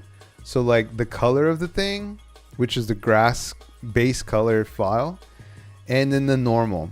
If you have the metallic, the roughness, ambient occlusion, cool, right? Like it helps, but we're not really using these to create variation, right? We're only using the other ones to create variation. These are just kind of help add that realism to it. So, but yeah, so let's move forward. So I'm gonna come back here. So I got my grass material variation file. I'm gonna open this up, and I'm gonna go to, so now that I got my folder, I'm gonna right click in here, and I'm gonna just click new material. I'm gonna type in MM for a master material, and I'm gonna call this grass variation. All right, so I'm gonna go ahead and open this. All right, so now what I'm gonna do is I'm gonna drag in those exact textures that I need. So 1, 2, 3. So I'm gonna do one at a time just so I can place them where I need to place them. All right, and I'm just gonna go ahead and connect these. And then we know we need to pull out from the green on this one because the metallic was there, the blue to the roughness, and the alpha channel to the ambient occlusion. And so now I know the information that makes it look 3D, the information that gives it lighting and shadow and, you know, metallic, you know, the reflection is all there. Double check my streams real quick. We're looking good. All right. And now, so the kicker here is going to be messing with these with this texture sample for the grass. This is where we're going to create some variation. And so basically I want to start here. So I'm going to do a texture coordinate. So if you just type in texture COO, you'll find texture coordinate here. And then from there, I want a scalar parameter. So if I hold S on my keyboard and click once, I'll get the scalar parameter. But I'm going to call this grass underscore tiling. Put those together here. All right. And then, so when I'm inputting it into the texture sample to start messing with it, I want to multiply it. So I want to combine these two together. So I'm going to hit M. I'm going to hold M on my keyboard and click once, and I'll get the multiply node. And I'm just going to connect these like so, and connect that into my UVs. So now I have the texture coordinates.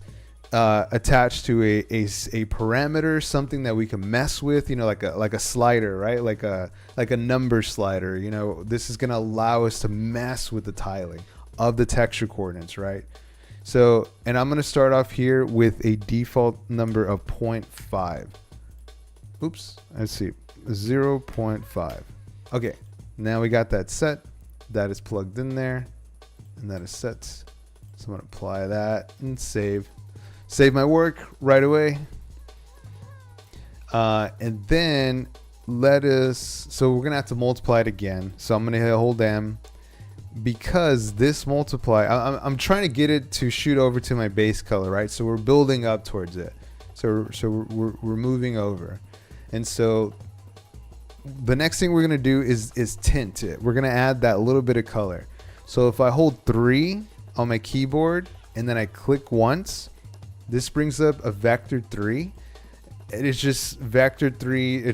There's 3 points, and those 3 points are RGB, red, green, and blue. So basically color is what that is. You would think it'd be like called something else or something. I don't know. But let's make it white so it's clear. We don't have any information really. If you made it black, I think it would it's like an absence. It's like a 0, right? So like I think it would affect it in a kind of a weird way, maybe. And then I think it affects it maybe later on. But yeah, let's just set it to white just to be safe. All right, and then from there we do have to connect it with some other stuff, but let's hold there. If we connect it to the base color, we can see that there's something going on here. So it's working. It's working. So we'll have to disconnect this because we're going to blend it using a lerp or a linear interpolate. But now that we have this general setup, I'm going to copy this. Or let's do what we did before. What I did before was I made like a bounding box around it explaining what it is.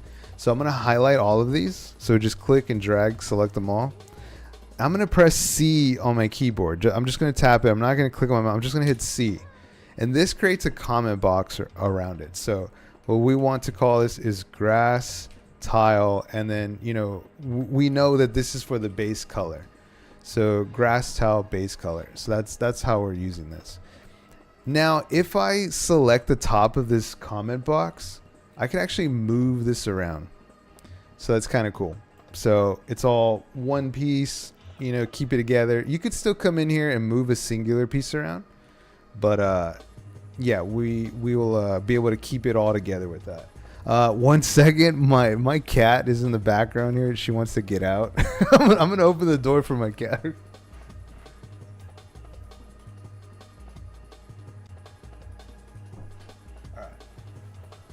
All right, she's out. I think she was getting tired of being in here. She was sitting by the window. She might have gotten hot. Might go freshen up. All right, so what we want to do is copy this whole thing. So if you quite literally click on that top bar, you'll select everything, including the comment box. And I can hit Control C to copy. And then I'll put my mouse down here, hit Control V. Oh, it didn't carry everything over. All right. You know what? I think I have to highlight everything. Let's try it again. So I'm going to highlight everything here. Hit Control C, Control V. There we go. Now we got everything. All right. So we got set up there. Let me scoot this a little bit over to get some more room. All right. So basically, not much is different is going on with this one here. This is just going to allow us to have like 2 different points or whatever for it. So, but we're going to use this one as a variation. The top one here is our base color. So this is going to be driving like the color of everything. And this one here, we can actually add a little bit of a yellow color. I think is what I did last time.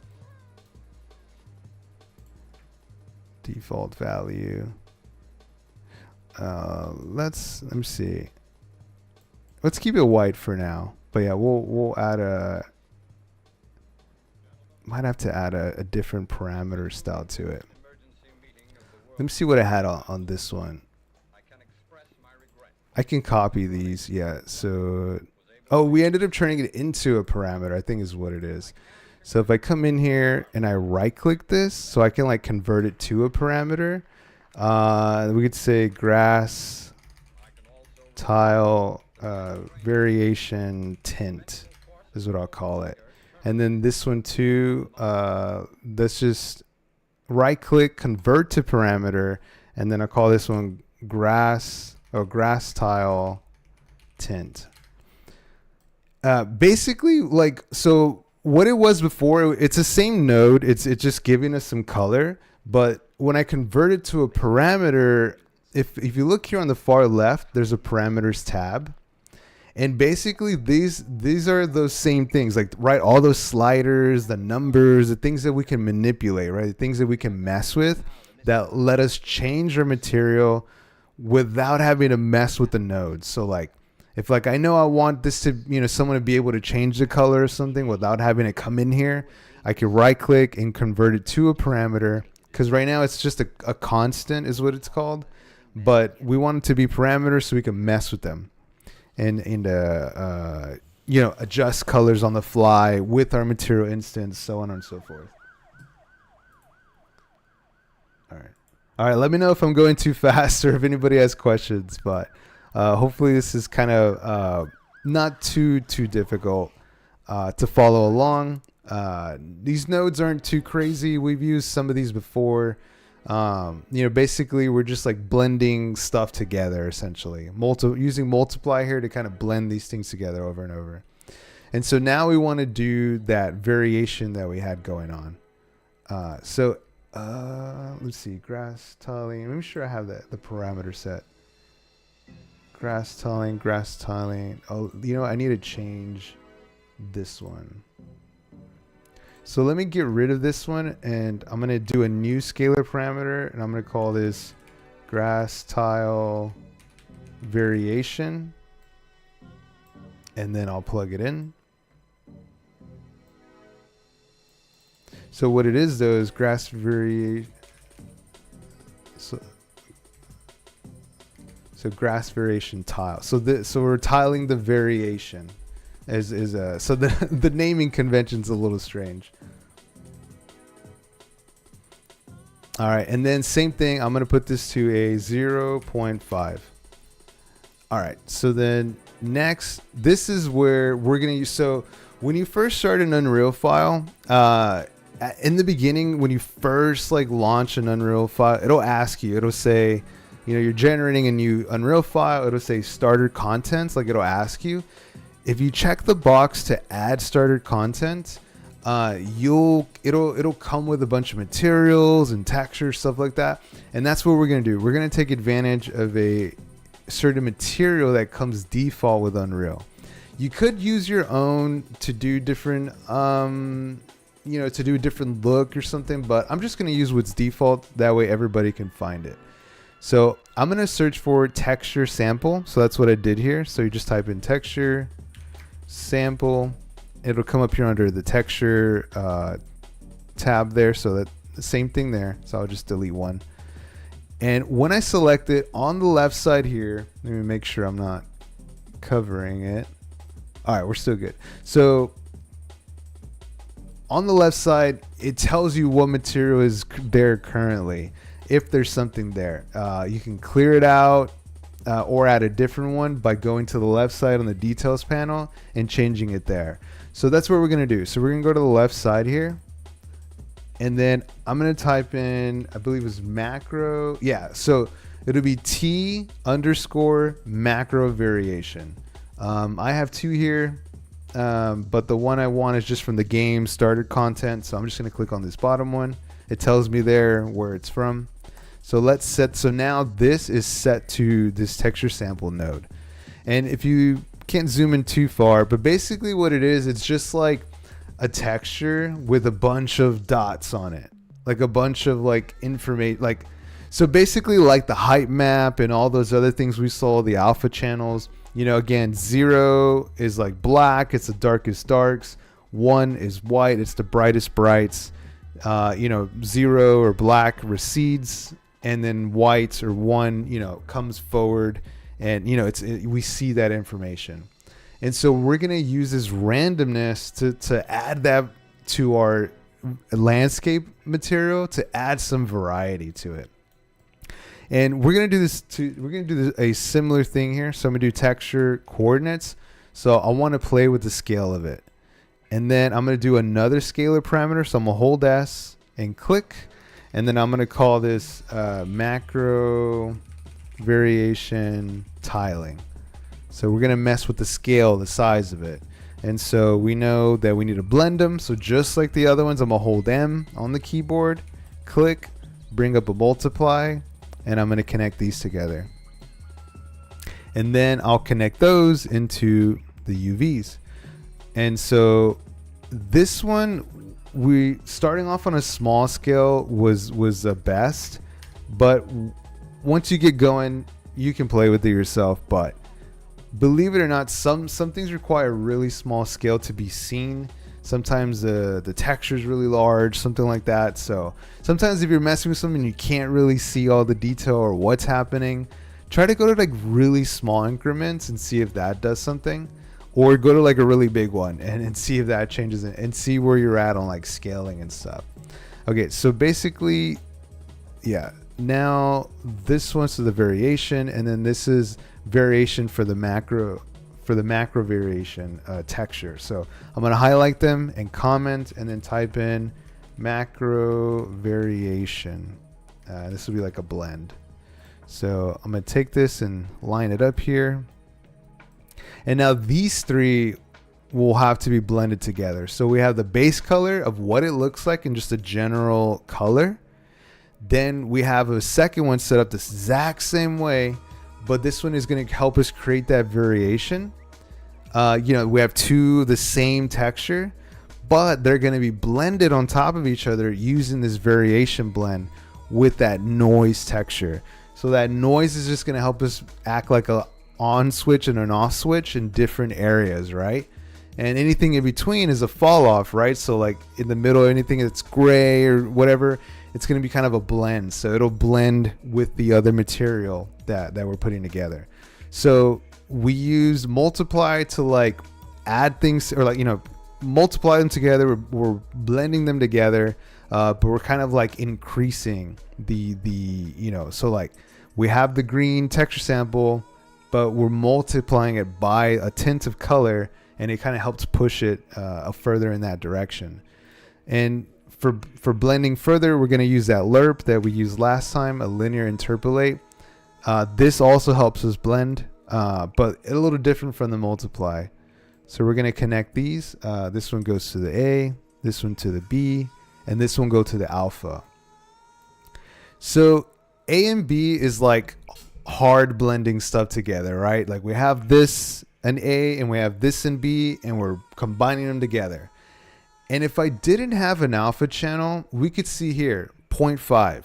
It's telling us that this lerp is blending these two inputs like 50-50, right? So from 0 to 1, we're at 0.5, so there's a 50-50. But I can add in my own alpha, right? So I can add in this guy. And now this is creating the halfway point or the variation or whatever, not based off of an even number, but like an actual image, right? So all this like scattered area, that we saw in that texture sample. Let's take a look one more time, right? So we're using this as our alpha channel to blend those things together, right? So that's kind of where we're at there. And now we'll have to do one more thing before we blend it into the base color. But let's go ahead and just plug it in just to see. So you can already see here. So there's a bit of let me play with this right here. So let me select this and variation tile. That's it right there. You can see how it's changing there little by little. And I go back this way, and you can see it moving again. And now if I change the default value of this, it should be able to pick up that color. So let's do something outrageous like hot pink. There we go. Look at that. We're not done yet, but you get the idea. So here we go. Now I'm making it like a little bigger by going into the negatives.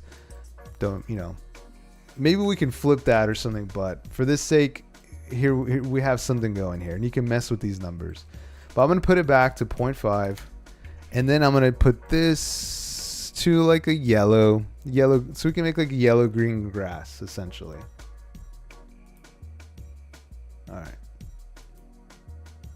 All right, looking good on the stream still. Again, if y'all have any questions or if y'all are chilling, vibing with this, I'll keep going. But you could see here with just this setup right here, we've already kind of created some variation, which is really interesting. All right, so now we're gonna go back to even some more variation and try to make this seamless. Because I think right now we have this sort of like hard line going down the middle, and we can add some variation to it. Frosty says, just chilling. Good. I'm glad. Yeah, man, if y'all are just chilling, hanging out with me, that's awesome. No worries. Yeah, I'm having fun here, just kind of poking around this stuff. Admittedly, you know, doing these tutorials and stuff helps me learn a lot too. It helps me kind of refresh on some things, some aspects of this. So I think we're all winning here a little bit. All right, so we're gonna need this same texture sample so that we can further create some variation. So let's steal this, bring it down, and I mean, we're honestly gonna do pretty much the same thing like these other guys. So I'm gonna right click and get a texture coordinates, and I'm not gonna plug that in yet. I lied. So and then what I'm gonna do is get a oops, that's not what I wanted. My bad. Let me get rid of this real quick. I need a constant. Yes. So this looks a lot like a scalar parameter, but we don't really need it to be a parameter to affect with. I just want it to be a number. I'm trying to dial in something. I just need it to be a number. So I have this constant is what it's called. So I type in constant, oops, and it's the first one that pops up. There's like constant 2 vectors, 3 vectors, like you know, the 3 vector was the one for colors, stuff like that. So we just want a number, and we're gonna do another really small number. So I'm gonna do, oops, let's do a 0.01, super tiny, and then I'm gonna multiply these. So I'm gonna hit M, click on the mouse, and then I'll plug these in together and put that into the UVs. So again, we're basically like, we're continuously like scaling these things. Like we're messing with the sizes of them and layering them on top of each other. So if you could see here in the material sample that it's like the same grass, just like layered on top of each other at different scales. And then you can mess with them. All right, so this is gonna be part of a blend. So I'm gonna comment on this one. So macro variation blend. Oh, I'm sorry. No, this one's gonna be part of the noise. Yeah, this is gonna be what's kind of like takes our layering and then like distributes it in kind of a random way. So that's gonna help us make this even more seamless. So I'm gonna make some room here, and then we'll finally use an add node. So if you come in here, type in add, it's under the maths section. We just need this add node, and we're gonna add these 2 layers together. We're gonna make one more. So I'm gonna copy this, paste it down here, and I'm gonna get rid of this, the constant here, and I'm gonna make a new one just so that we're not using the same numbers and we want it to be fresh. I'm gonna plug that in, and I'm gonna do, it's tiny again, so 0.15, so 0.0015. So we're going really small. Oops, don't need that. So we got basically the same exact setup. The only thing that's different is the constant with 2 different numbers for the variation on it. And same thing here, we're gonna pull out from RGB and then hit add. And then we're gonna combine these 2 together. So we've been using multiplies to kind of like ramp them up together. So I'll plug these in. And then there's one more setup. So I'm going to line this up here. So now the last thing we're going to do is, let's see, I'm going to use, okay, so we're going to blend them noise with the noise contrast. That's okay, with the scalar parameter. So I'm going to pull out from here and I'm going to look for a lerp. So a linear interpolate, just like this. And then I'm going to hold S on the keyboard and get another one of those scalar parameters. I'm going to call this noise contrast. So this is just going to be like bumping up the like intensity of, actually we'll do this. So like put this into A, leave B blank and just leave it to 1. Bring this into the alpha. So basically all of this information is just being used as an alpha channel, basically a black and white image. This is just numbers. This is just information to scatter all these textures around and make them look a little more seamless and not so repetitive. And then the contrast itself is just to basically intensify the colors of those noisy areas. So maybe we want them to stand out a little more or be a little darker. This is going to do just that. I set it to a 0.5 for now, so like a midway point. So I'm going to hit apply and I'm going to save this. All right, looking good on the stream still. Cool. We got a steady viewership. So that's great. We've been like at a steady 9-10 viewers. So appreciate y'all hanging out, watching this. I am recording this on YouTube as well. So if you want to come back here and look at this one more time or a little more slowly, it'll be recorded there. So all good. If you're vibing, chilling, listening and watching, you'll be able to go back on the YouTube and check that out.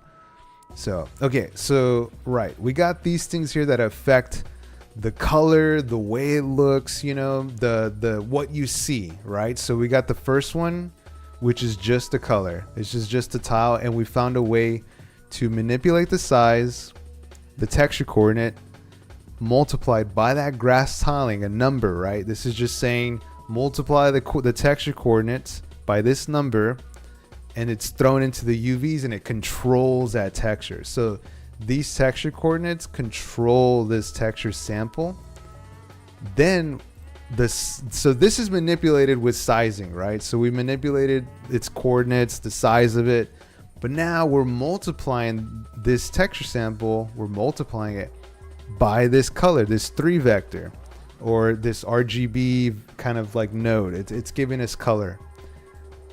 And then you come down, it does a same thing, right? Because we want the same texture piled on top of this one, but you know, we're gonna mess with the numbers so that way it'll have some variation in the placement, right? So we can see here, every time I bump this or move this, we get a grass texture on top that's like moving around, changing size, and we're tinting it, right? So this texture sample that's being adjusted in size as well. Let me change this back to a 0.5.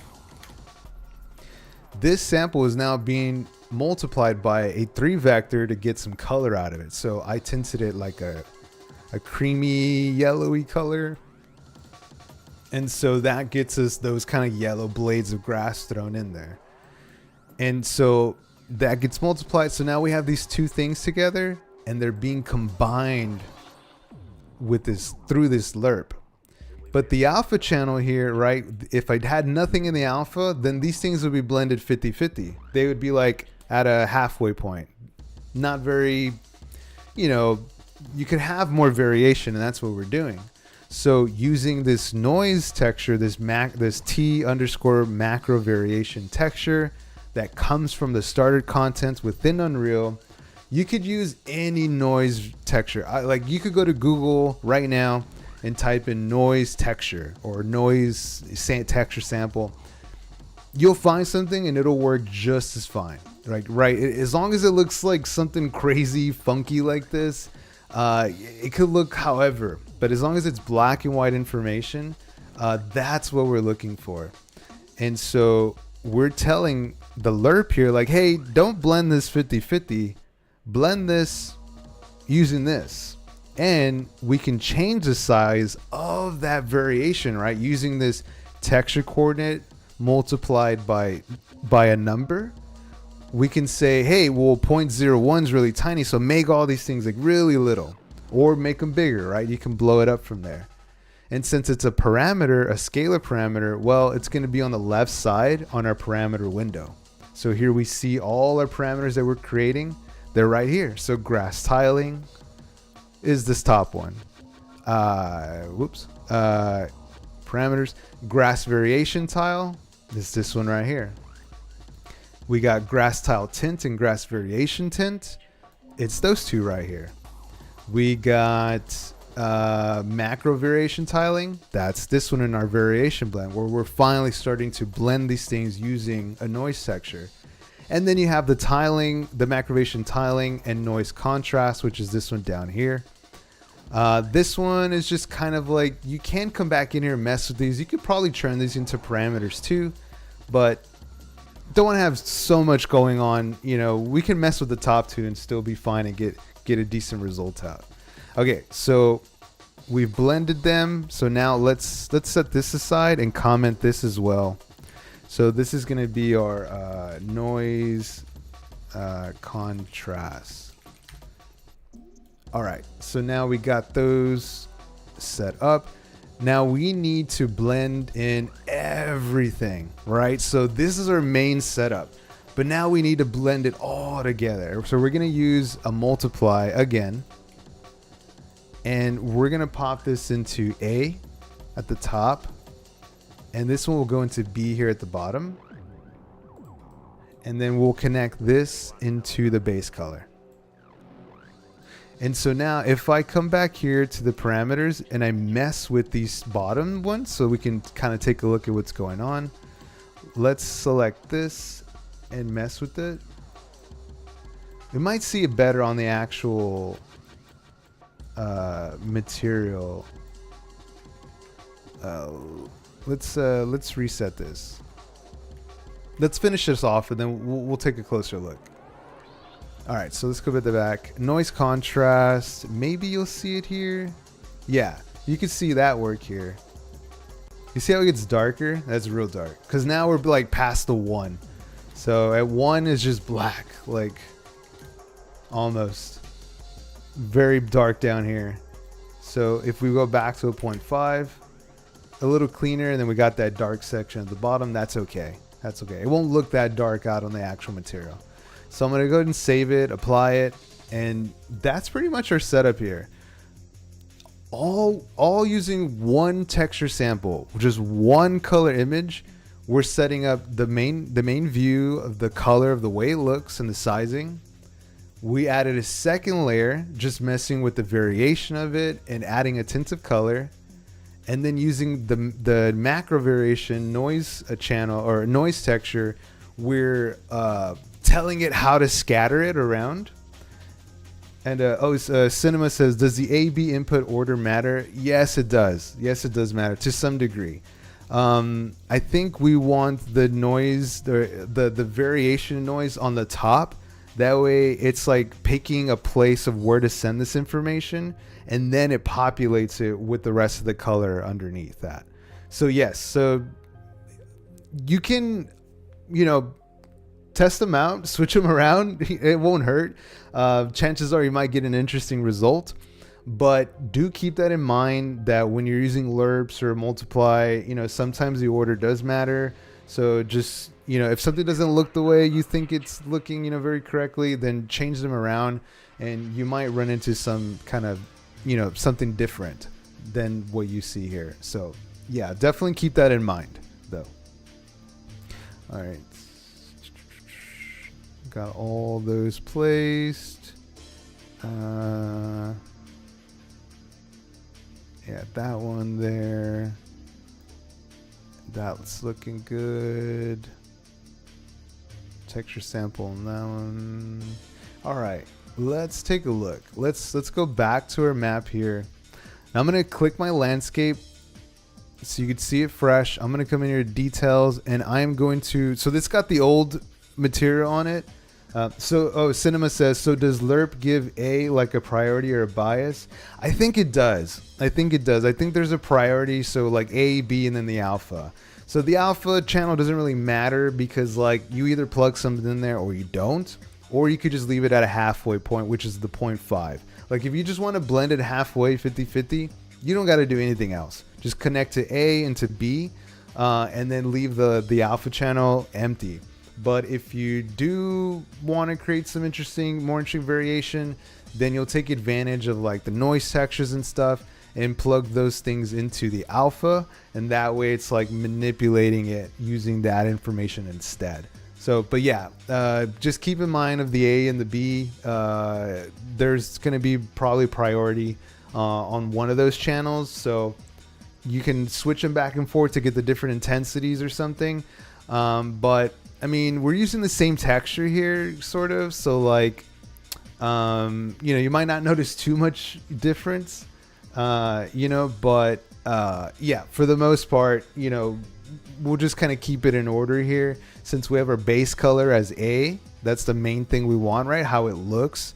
And then the variation that's beginning to kind of add the extra stuff, right? Like the yellow tinted grass, smaller blades or bigger blades of grass, we'll connect that to the B, and then the variation will just go to the alpha on the lerp to then blend it by this much or in this manner using that texture. Yo, Apewell, what's up, brother? Yeah, man. Well, the streaming will end here on Ape Control. I might take a week to like reassess and come up with like more content and then like figure out where I want to stream.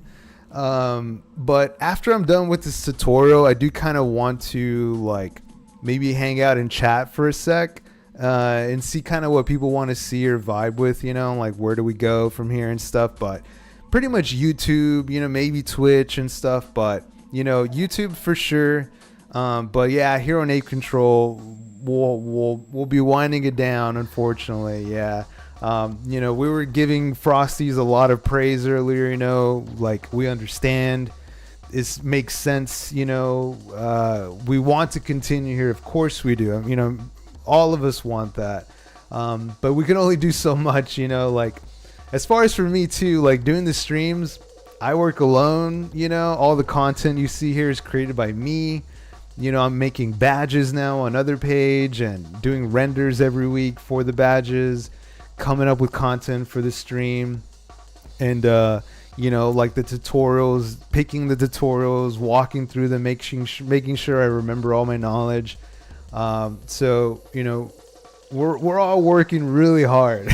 Frosty's, he's doing his thing, working on his own with the site and debugging in real time and getting this all set up. So it's a pretty scrappy enterprise here. You know what I mean? Like everybody here is like doing it on their own with their own time and funds and stuff, which is a beautiful thing. So I definitely don't want it to see it go.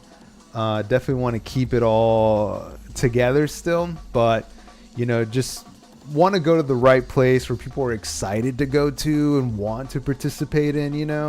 I don't know, like if I go to like a Twitch, like will people go to Twitch? Like do people use Twitch, or is YouTube a better option? I'm honestly more of a YouTube person. I love YouTube. I'm always on there all the time. It's easier to like find educational content. Yeah. Apewell says I probably won't, but we'll try though. Yeah, Twitch is. I think you're referring to Twitch. I don't know. Yeah, it just has a more of like a laid back, casual streamer kind of like vibe. And while this is a stream and we're chilling and stuff, I don't know. I just feel like YouTube has a little bit more of an audience for like that long form educational content. I guess Twitch has like the points and the sub things for monetization. I don't even know how that works. I'd have to look it up. But maybe YouTube could be comparable. But yeah, YouTube OG play button earner. Hey, damn. Yeah, April's got a play button from YouTube. That's really cool, man. I haven't. I only have like 100 subs on YouTube, so I haven't reached that point yet. Haven't checked out OV. Have you? I've looked into OV sparingly, just a bit, but I've gave my reasons earlier. I chose Ape Control because I know Frosties. It seemed like a low-key platform. I enjoyed Ape Control's like simple interface. It was very clean, very straight to the point. I'm not a loud streamer. I'm not gamifying anything. This is all educational content. So it just felt right for me. I think there's a lot more bells and whistles on OV. But Ape Control just kind of let me jump in and just get going right away.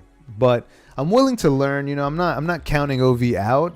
It's just having Ape Control right in front of me with someone I know a bit closer.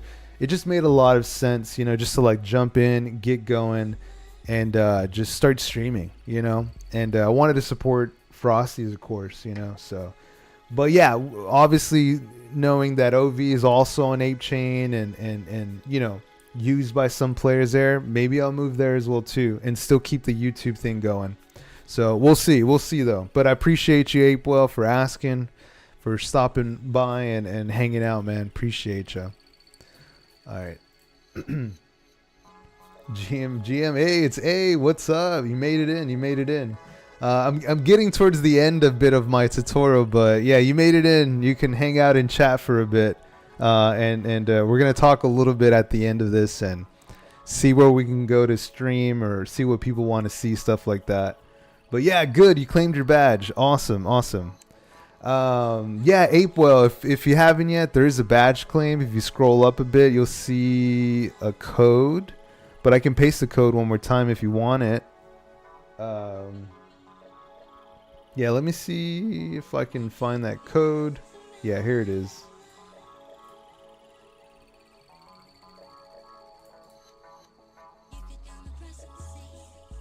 All right, that is the code there. So yeah, if you go to the other page, Badge God here, I'm set. Oh yeah, that's good. Badge God, hell yeah. Yes, I'm glad. Good. All right, so let's go back here and apply this material to the landscape. So I'm gonna clear it out. So let's get rid of what I had going here and watch it work. So if you saw there, I'm using the old material, so it's called Grass Material Seamless, but I'm going to be using our new material, so it's called Grass Material Variation. So what I'm going to do now that I have this beautiful material all set up, we have it titled as MM, which is Master Material. I'm going to make an instance of it, so I'm going to create Material Instance.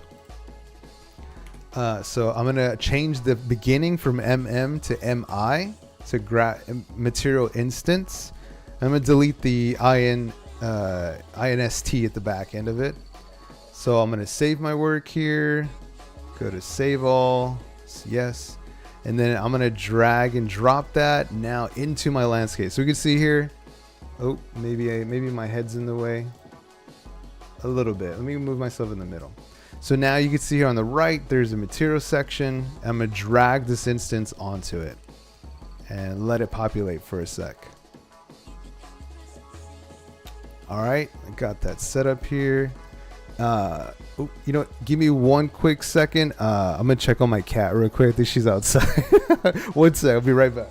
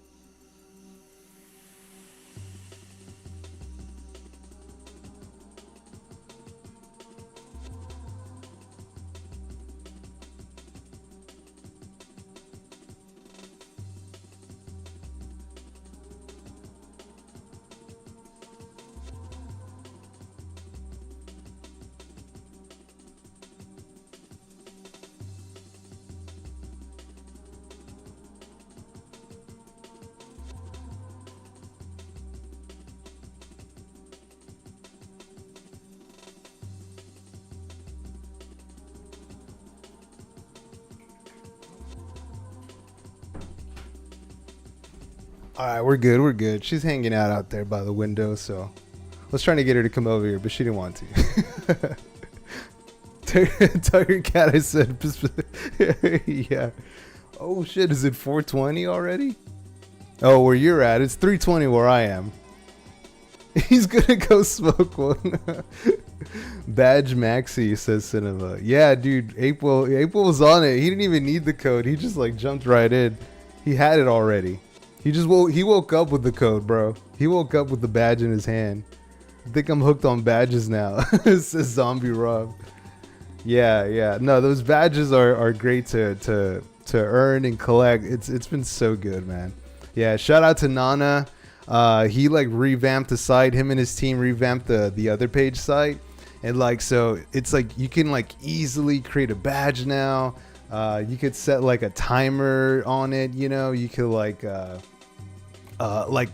like time limits, you know, like you could generate the codes, a QR code even.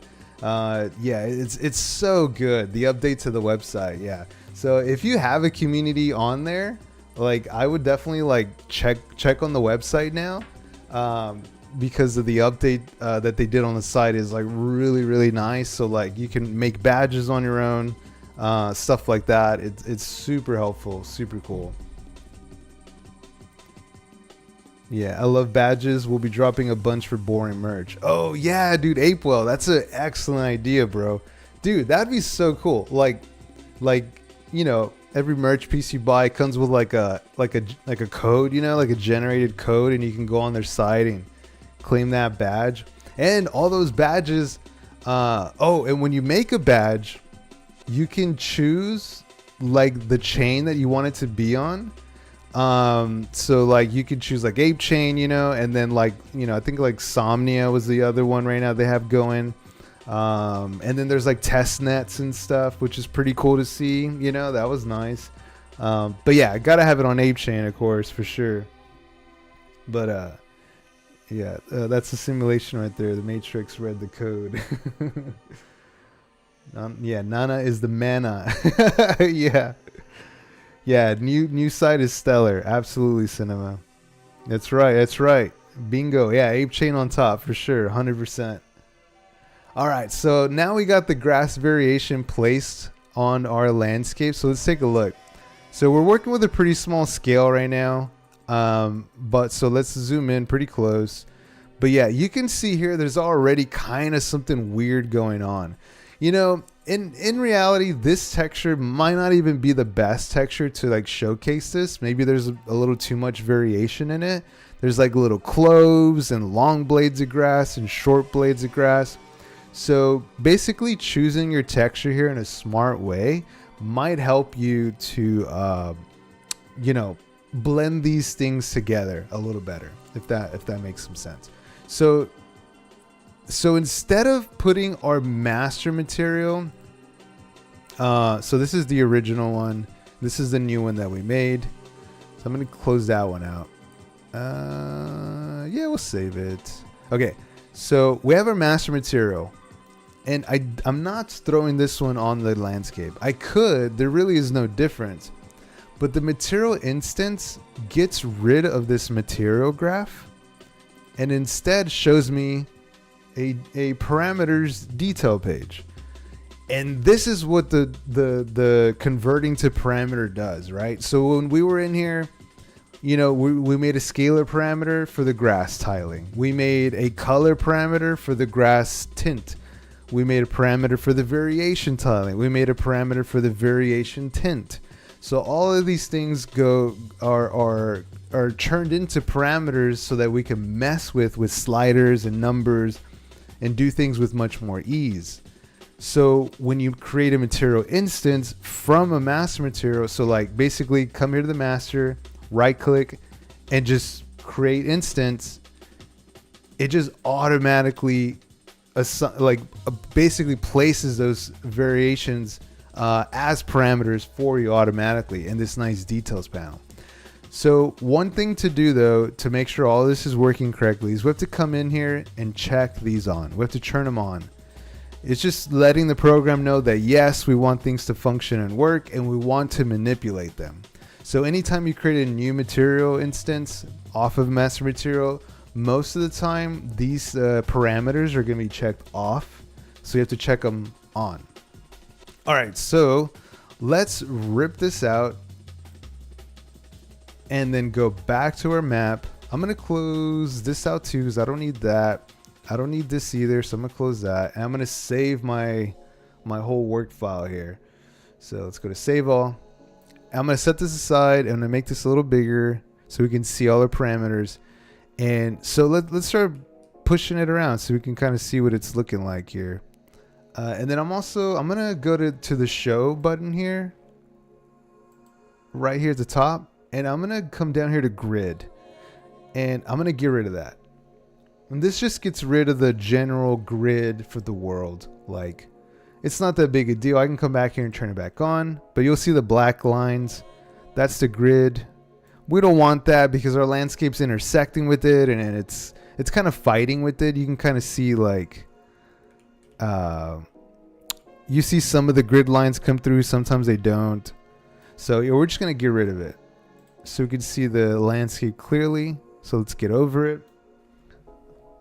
Let me check my my comment sections real quick. We're all good on YouTube.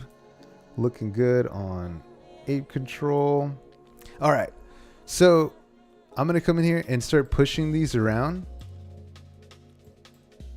And there you go. You can see it in real time how this is changing size. And now you can see it's really big, right? The top one, the top tiling is really big.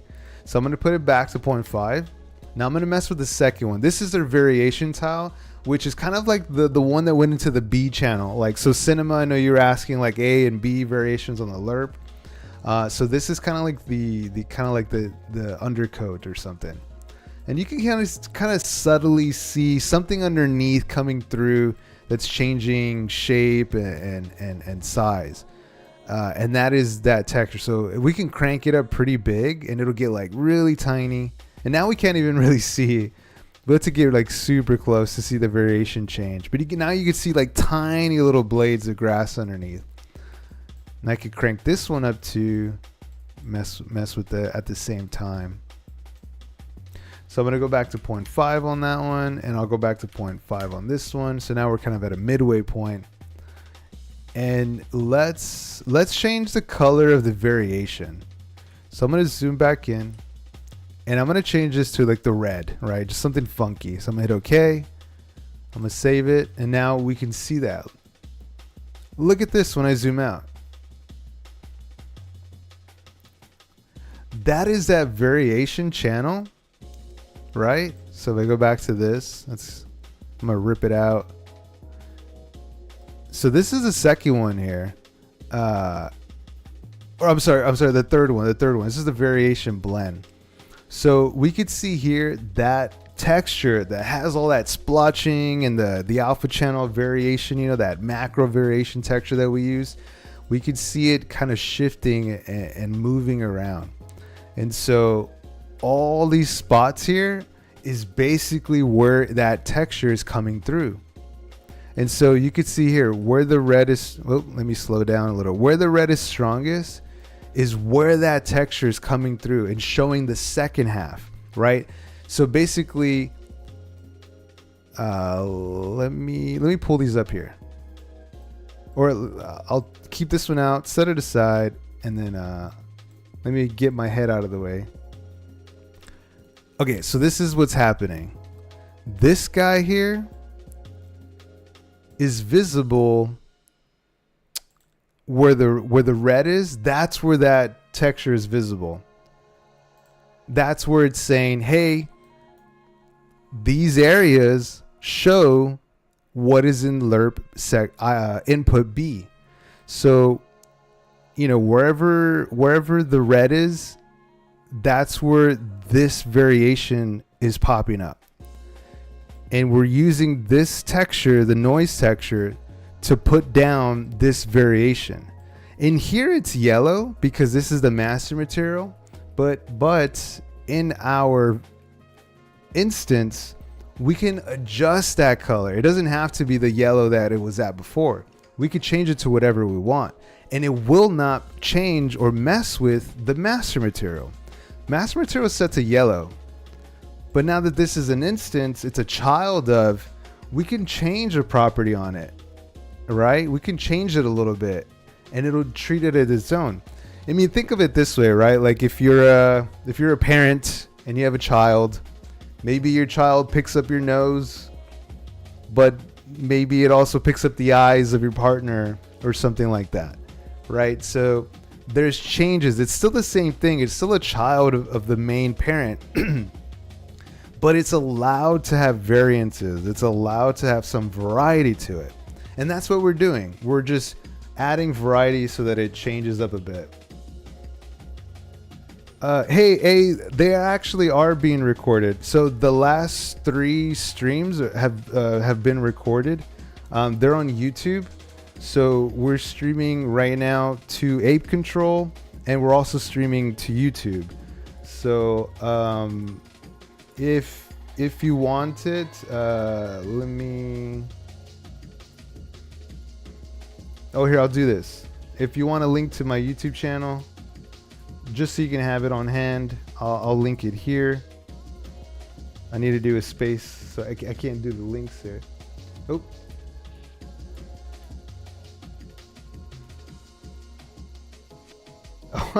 it turned that colon and forward slash into an emoji again. That's so funny. But you get the point. Here, let me do it one more time. All right, there's the link. It's got a couple of spaces in like 3 spots, just so you could break the link. Yeah, that's my YouTube channel. Go there, and you'll be able to see the recording or watch it from your phone if you want to stream it there instead or something. But yeah, that's so yeah, this is all being recorded. Yeah, I hope this is making sense. So basically, right, we're using a lerp to tell and then using this variation, noise variation texture to basically lay down where we want these 2 different texture setups to appear, right? And whether this is yellow or red, whatever, doesn't matter in the master, because in the instance we can change it to whatever we want and it won't affect the master. And that's what's really cool, right? So you have your master, right? You could actually go back and make another variation of this same master material. We're going to make another instance, and let's call this MI grass variation. Let's call it 02, right? So this is number 2. So I'm going to open this instance, and I'm going to turn all of these on, right? Because we want them to be active and working. I'm going to go here to like, let's do like a blue color for this one, like a purpley blue. And then I'm going to go back to my map.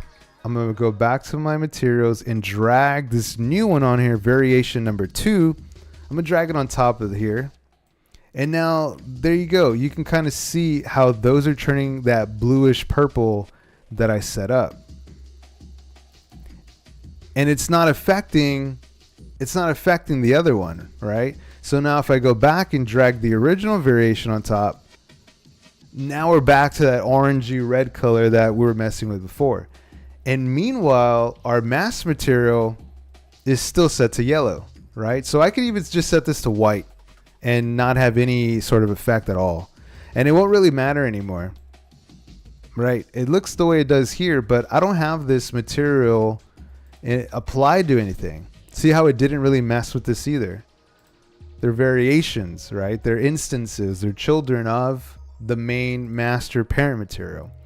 So that's what's going on right with these.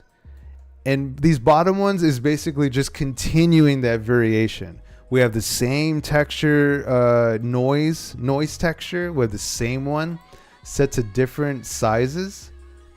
And then we can mess with that contrast, the amount, the intensity of this noise, of the variation, right? So let's take a look at that. So I'm going to pull out grass. Let's do, the first one, the one that we're on. So let's go back to our map, material instance 1, right? The one with the red. And I'm going to increase, or I'm just going to mess with the contrast. So let's see what that does. Let's scoot down a little bit, see in the distance. And if I drop it really low, look at that. They kind of like wash out. I'm going to go to 0. You could see a little bit, but it's pretty low. And now if I do like 5, okay, that's too much. Let's do 1, because 1 is like full, right? Fully turned on. You could go a little higher maybe, but you'll end up just pretty much darkening the whole thing. And like now, like the contrast is stronger in those parts that have variation to them. So I'm going to go back to 0.5, and now you'll see here that the contrast has been lessened. And now I don't like the red, so I'm going to go for realism now. So I'm going to go back to like a yellowy, maybe like a yellow green, somewhere in the middle. Make it look like there's a little bit of dry grass and then some normal green grass. I'm going to make it even more yellow. Maybe it's the summertime and it's a bit parched out there. It's a bit dry. So I'm going to pump that. Actually, I'm going to do a little more into the saturation of the yellow. It's still too soft. I guess that orangey tone was actually not bad. Save. And then we can increase the contrast. There we go. Isn't that interesting? See, now we got some like definition to this. So let me go back. Let's do something really little on the contrast. Let's do 0.1. Yeah, you can see how it all lightens up and you don't get enough of that definition on it. But if I go back to like 0.75, it's a bit darker. Maybe not to taste, that'd be up to you. Maybe you want to punch this to the greens. There we go. Look at that. Now I got some variation to it. And so this is like a very manual way to create variation. There's, My Dead Friends named one last time was called like texture bombing and stuff. There's different methods. But this is one that I found that I thought was interesting. And I like this method because I can control it, right? Like I'm not just using images alone, but I'm using like numbers and stuff and like blending images with numbers. It's interesting how much math goes into it. I'm not doing math myself, right? We're not really doing math, but we're using numbers from 0 to 1 to handle the variation amounts, the intensity amounts, the contrast amount. And then we're even using these alpha channel, these alpha images, these black and white images. We can even use them as numbers too, right? So we see here in the LERP, instead of just doing a 0.5 on the LERP, you could do a 0.5 for a 50-50 blend, but it's an alpha channel. It's straight up, right? So you could just use an alpha image to mess with that variation to allow us to create variation, but in a more organic and sort of like natural way. It doesn't look so like 50-50 blend where it looks muddy and mushy. This is more of like you see it here and not over here. You see a little bit over here, but not so much over here. And this just kind of winds around, like let's look at the texture again, right? So we got the texture sample. And if I open it, this is our numbers, right? This is all our number information that creates that change, in our setup. And so using the texture coordinates that we have here, we're messing with the scale of it, right? So we're made it really small here, but we can mess with the tiling and the sizing and all that stuff with these other parameters. But you could see here that you can mess with it even further by messing with that tiling parameter and also this like noise variation down here. And so what was doing down here is just furthering what we already did. It's just like we created variation with the color and the way it looks, and now we're just creating more variation with how it blends together and how it's all layered. Let's see, somebody, My Dead Friend says, I like this blend method a lot. Sweet, hell yeah. Yeah, it's cool, right? It's like there's probably a faster way to get a result out of it, you know? Like you probably could just like blend them in a different way or use something else. But I just really liked how, like, it looks like a lot. I admit. It looks like there's a bunch of stuff going on here. But in reality, in truth, there's really not. You know, like we have reflection or metallic roughness and ambient occlusion here. And then our normal channel, right? That's it. This gets a little crazy, but all we're using is the same grass texture for these two top setups, and then the same noise texture for these bottom three setups. And then we have a little standalone node setup to blend everything together and intensify the amount of that blend, right? And that's what that noise contrast was doing. Right, so when we were in the material instance and we're in our map and we mess with the contrast, you know, we can push it up pretty hard. Let's lessen it. There we go. Now you can see it get real dark. As long as we don't go over 1.5, we have like a nice like harsh contrast. You can see that there. Really cool. Or go back down to 0.5. And get a nice kind of just, you know, subtle down the middle 50-50 kind of blend. A little too rich in saturation on that green now. It's like electric pretty much. So I'm going to darken it with some blue green. Let's see what that looks like. It'll probably look weird. It's hard to even tell the difference.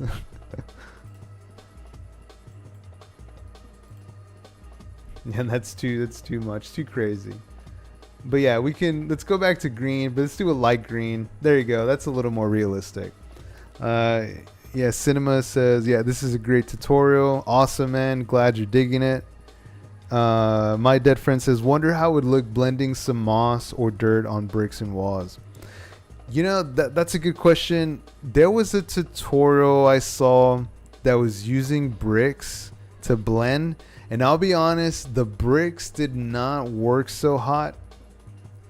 But only because like it depends what kind of bricks, right? Like if you're using like rocks and like, you know, rocks and dirt or like real stony ground, you know, that randomness, that organic look to it all works well with this setup. But the minute you get into like bricks, like a brick wall, you don't want to do like two brick walls variating on top of each other. Because with a brick wall, it's not so much organic anymore in a sense that like there's order to it, right? Bricks are stacked and there's lines and there's creases, you know, where the mortar. So you have like mortar, then the brick, and then mortar, and then the brick, and those are offset, right? Every row is offset a little bit. So that variation there starts to look a little weird. It looks like you're like. Looks like you're hallucinating, right? Looks like you're tripping on mushrooms or something. Like the walls blending and kind of shifting. But that's interesting point you make about layering it with moss or grass on the brick, though. That could be cool. You know, that could be interesting. I don't know if the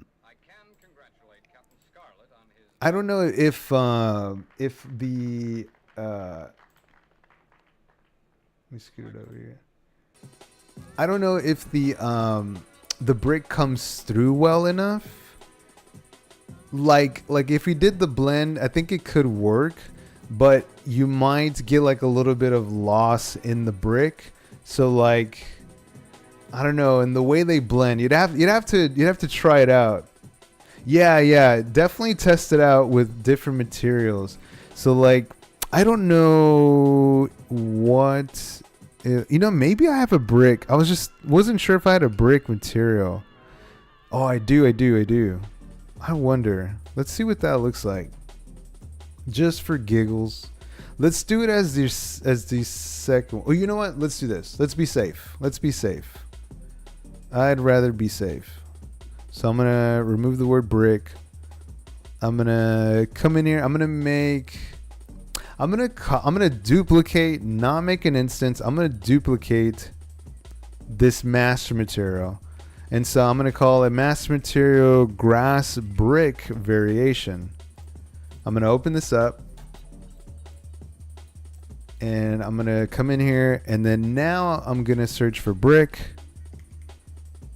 You know what? Let's just do this. Let's do this. I'm going to copy the, or you know what? I'm going to select the second one on the variation. And I'm going to zoom in on it. I'm going to select it. I'm going to go to the left here. All right, we're still good. My head's not in the way.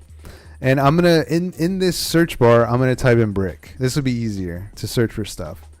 So there's a bunch. I have other asset packs in here as well. So there's probably going to be some things you might not have. But Unreal, if you create an Unreal file with the starter content, you'll probably get a few brick textures in there. Let's select. Let's do this one. This looks interesting. I'm going to open it up here so you can see what it looks like. So this is the texture sample that I just added. All right, we're doing good on time still. We're about to hit that 3-hour mark, so we'll be winding down soon, but let's just do this last thing as an experiment. All right, so that was the texture I just inputted. You can see here, if I remove the alpha and did a 50-50 blend, just so we can see, right? Just to prove what I had been saying earlier, we're getting that just straight up 50-50 blend of the materials, right? We can see the grass, we can see the bricks, but fully half and half. So if I put back the alpha channel of the noise texture into the alpha of the lerp, now we could see a bit of different variation. Some spots have more grass, some spots have more brick. This you can see it a little better here. Pretty interesting. So let's see what that does. And let's go here. Let's for the sake of the tutorial here, let's pull out a cube. And let's just act like this is a wall, like a brick wall. And so I'm going to come in here and change the size of this thing. Transform.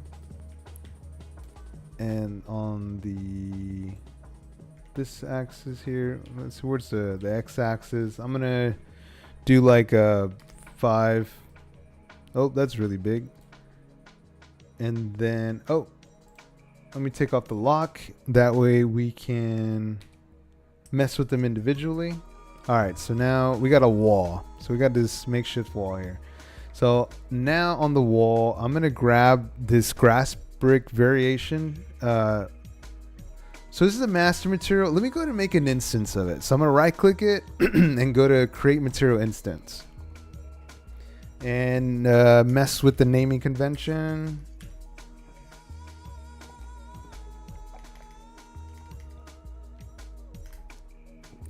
All right, so I got my instance now. So I'm gonna drag this, drop it on my shape here. It's pretty bright. The sun is very bright. Let's see if we can lessen it. Like, let's do like 8 or maybe 5. It's a little better. It's a little dark, but we can see our material better. You can see here it catches a bit of the light. The normal maps are working really well here. And you know what? I'm realizing that I'm using 2 variations. Whoops. Let's close these out. Let's save that. Close that out.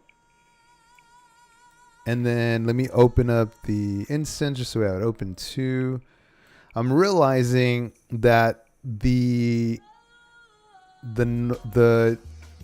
metallic roughness and normal and ambient occlusion is no longer matching, right? We're using it for grass, but our brick is different. So we might have to use lerps here to blend them together and input in where it needs to be inputted. So you might have to think about that, my dead friends. I think last tutorial we used lerps and we made material functions, And then we use those material functions to break out the information for our material, right? For the normal mapping, the roughness, the metallic, all that good stuff. So you might have to do something like that here, right? Because we're only using grass here, so it didn't matter, right? I could just plug in the normals and whatever, and it would all just match up. But here we're using two different ones, so you're gonna run into a hiccup of like, you're not gonna have a normal mapping or a roughness or a metallic or an ambient occlusion for our bricks. So you might have to look back at another tutorial for that. But we can see it here, and when we turn it with the sunlight, you can see the sunlight's coming from this direction. It's catching all that information pretty nicely. So we see little shadows and all that good stuff. And then head on, it gets very bright and glossy. But yeah, now let's mess with the grass brick instance. So I pulled this out, make this a little bigger. Let's turn all these on. And now let's do a red color. Yeah, there we go, for a variation so we can see where we're at. And then variation tiling. There we go. Now you can see me moving it around. The amount of patterning that's going on in there and stuff. The second one, variation tile, that's our brick, so we can mess with the brick sizing here. I'm gonna revert this back to 0.5 and this to back to 0.01. This one mess with the top layer of the grass. You can see that there. So yeah, not terrible, but you might try to find a way to create maybe more contrast so that you know, maybe you'll see more brick come out of it. I'll have to experiment with this. There might be a better way, actually. You could probably, in the end, you could probably use like decals too, to put grass or something on top of a brick wall. You know, decals work really great for that kind of stuff. But you could see here, obviously, that it can be done to blending two together. But I think this setup right now, the way I have it at least, probably works best for like variation between two textures that are very similar. Because in all honesty, like essentially, you know, our first material setup, this first one that we had, this one, it's using the exact same texture twice, right? So quite literally, and that's what's allowing us to have variation that makes sense and looks believable, because both versions of tiling, both textures are playing with the same colors, the same normal mapping, this, you know, everything is the same. So this is allowing us to get away with blending these in a kind of a cool way, a nice way. But the minute we try to add something new or different, you know, hit or miss, hit or miss. This looks pretty good right here the way it is, but you know, that would be up to you if you're happy with that variation, you know.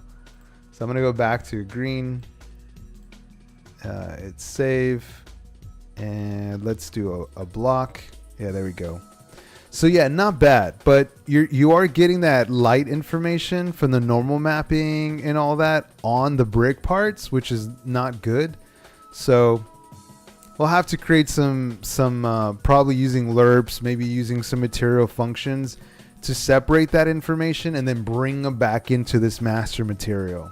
So we did see that setup in the last tutorial. So if you resort back to that tutorial, you might be able to get away with like merging these two methods together. Like basically keep this setup, but instead of plugging in like these materials straight here, you could use a material function for those, and then you'll use like, so if we use a material function, you'll probably use like a make attributes, probably make material attributes. So you'll probably like drag in the functions, auto material, auto test. Yeah, so these are the functions here. And so you could probably drag in a function and like I think we have to use a lerp or something to connect them. But you can basically hide that information inside the material functions. So you can see here, I have a material set up inside of my material function. Oh, and we're using a make material attributes. So then in here, instead of a make material, we'll probably like use like a break material attributes. And then that way I plug in my grass function, which is this guy here with all the information that makes up my material. You'll use a function to plug into a break material assets, and you'll have two of them, right? So you'll have like one for grass and then one for the stone or the bricks or whatever. And then we'll take this material and plug in the necessary things. So in my grass material, I know I have base color, metallic, roughness, normal, ambient occlusion. And so inside of here, I'll connect those. So base color, metallic, roughness, so on and so forth. And that's a way to like get multiple information of different materials into one, essentially. I hope that kind of made sense. But it does complicate it because we're adding a material that is not easily blended. And so we kind of have to find a different way to get those inputs in there. Does that make sense? A bit theoretical, but of course, we're have some application, and then some of it's in theory. As we try to kind of figure it out on the spot.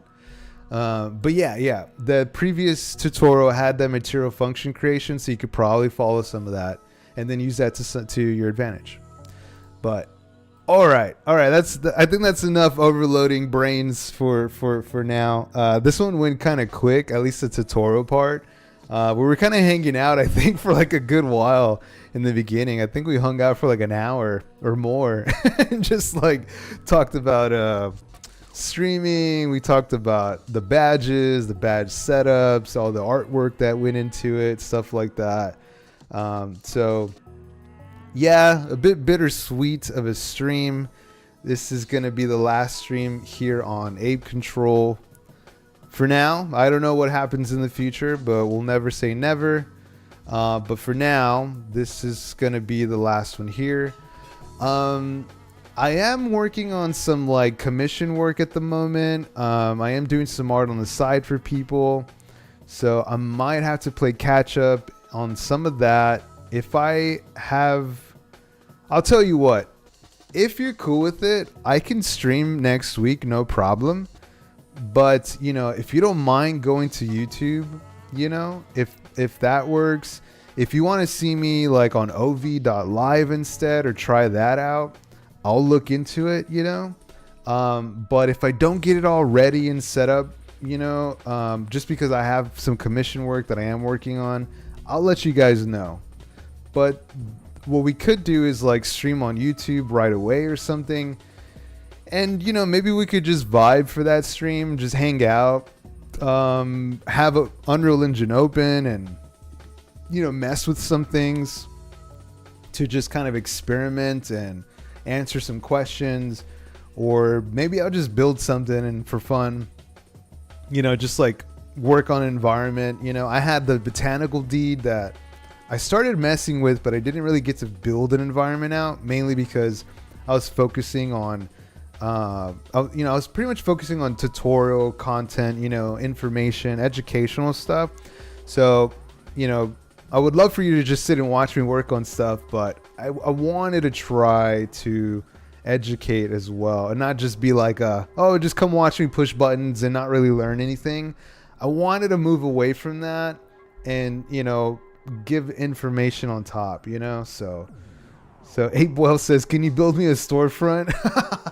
Oh man, see, that's the thing though too, is like at the core of all of this, I'm actually an artist, right? So like an environment artist. So like I can mess with nodes and build out simple things, but I'm not a dev, I'm not a programmer.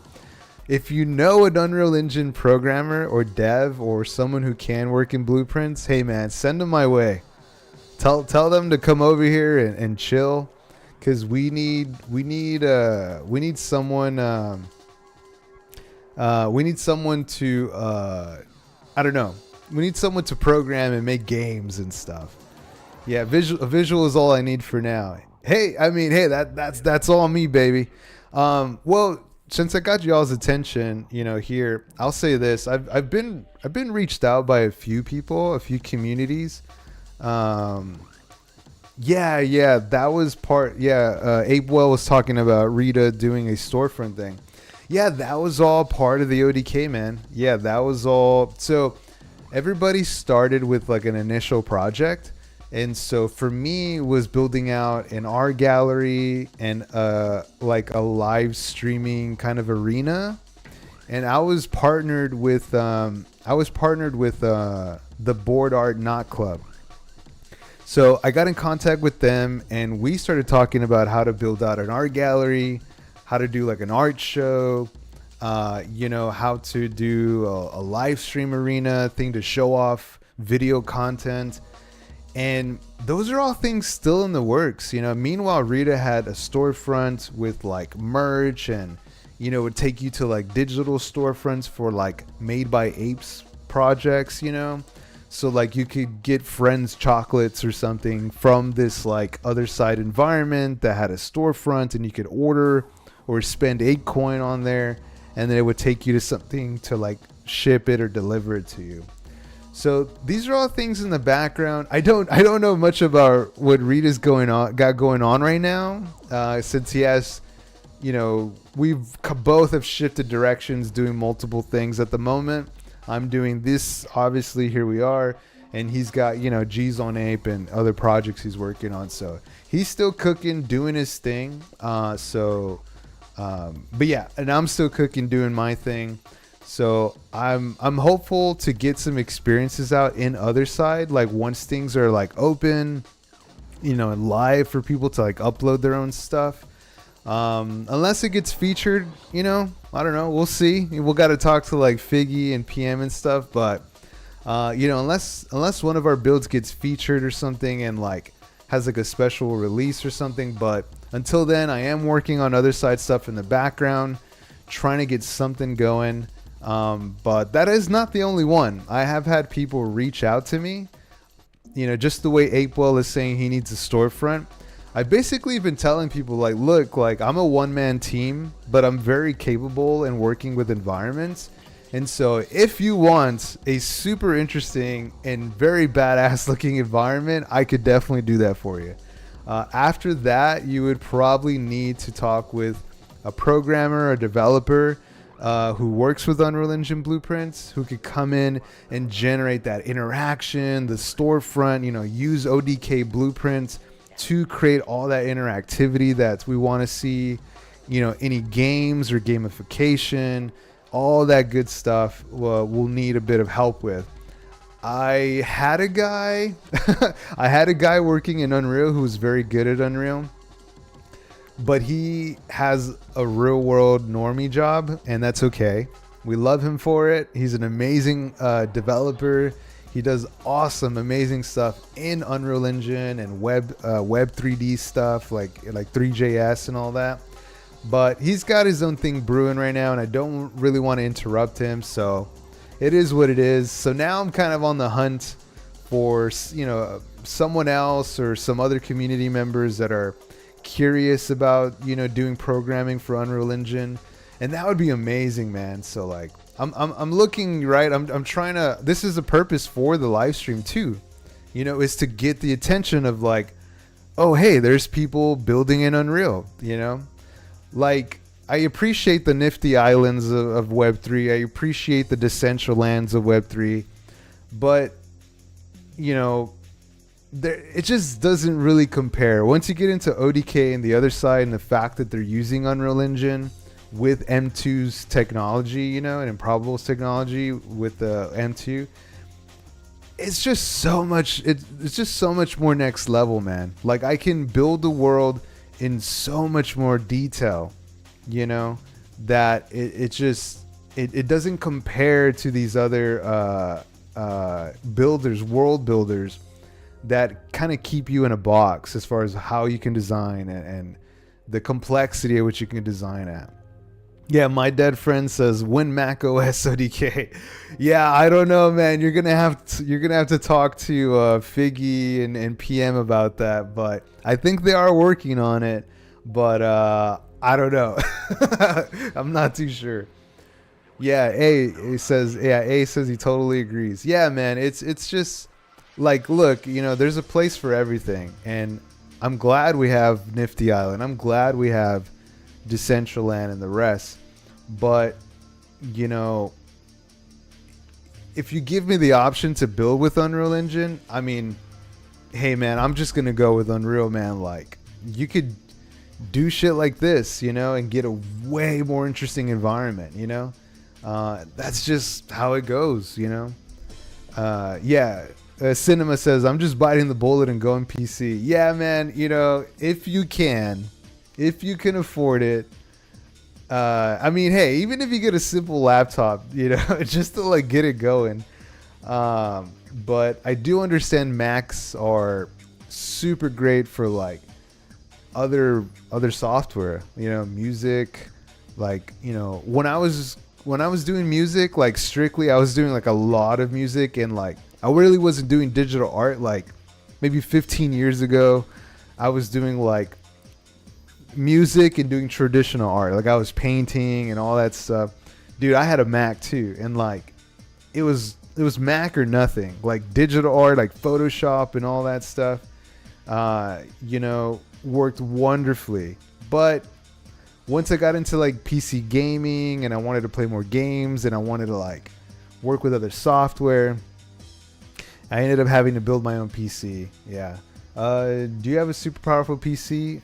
No, I according to the latest stuff, I do not have a powerful PC. I was just having this chat with Cinema, and I think that Cinema is building a new PC or getting a new one in the process of it. The PC that he had set up and showed me what it was like way more powerful than what I'm using at the moment. Yeah, no, I run Unreal fine. Like I have a 3090 graphics card. I don't have a 40 series or a 50 series. I have a 3090, which, mind you, is a beast of a card on its own at the time, you know. But a 5090, I mean, well, there's no comparing. That would probably bulldoze my 3090. But you know, I only have 32 gigs of RAM. I have what else? I mean, storage doesn't really matter, but like, you know, plenty of storage. But the main kicker is I have an i7. Yeah, I have an i7 CPU. I think it's like i7. I think it's an i7 8700K. So it's like an unlocked version or whatever. But I think that's what I have. And then with a 3090 graphics card. So yeah, anything new yeah, for software, anything new is always out on PC first. That's true. And at the same time, like, I feel like PC components are just always getting better, right? That's always getting cheaper and they're always getting better. Like, you know, building a new computer now will be maybe similar cost or something to the one I built or something back, you know, just a few years ago.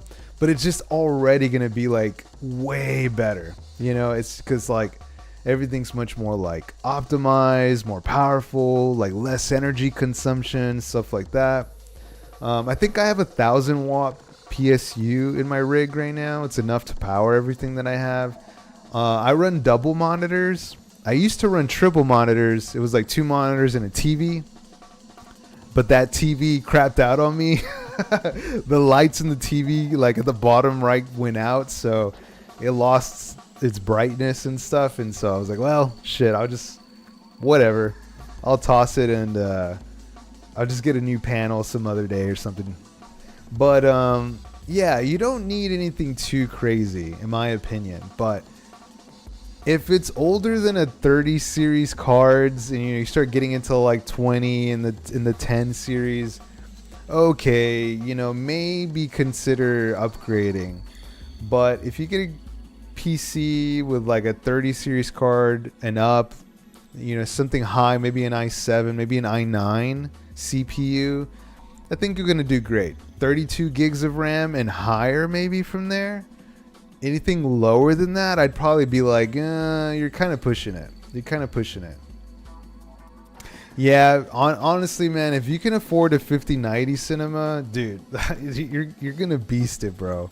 I mean, you could probably do a 5080 and be fine, to be honest. But if you could do a 5090 and you have no problem grabbing that 5090, just why not? Why not?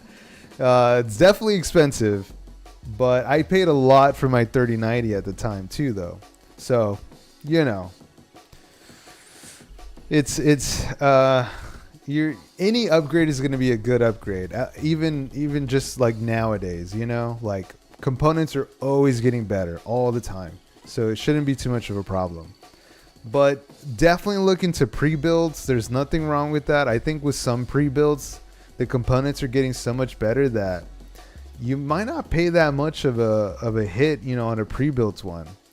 But of course, though, if you buy the parts and you pick and choose, you can find deals, from here to there, wherever. You could use Amazon or Newegg or Fry's or Micro Center or whatever's in your area. And you could probably find some really good deals, and get away with it. And then not have to pay a markup on like the assembly fee of someone else building it for you or whatever. But if you know how to assemble a computer, there's plenty of tutorials also online. So if you do put it together yourself, there's 1,000,001 walkthroughs for computers. I guess like 15 years ago when I built my first PC, it was a bit of a challenge. There was tutorials on building PCs, but with so much variety in components, it was kind of a headache. And I couldn't find like a foolproof tutorial. I had to like watch like 2 or 3 different ones to be like, okay, this is how you connect the motherboard, and this is how you connect the graphics card and the power supply. So, but nowadays most components are very streamlined. They all fit.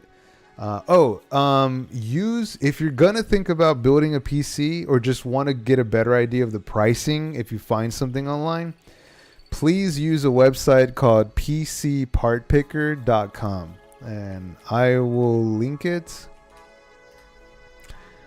This website's pretty self-explanatory. When you go to it, you'll see what it does. But definitely check out this site. So we type it in here.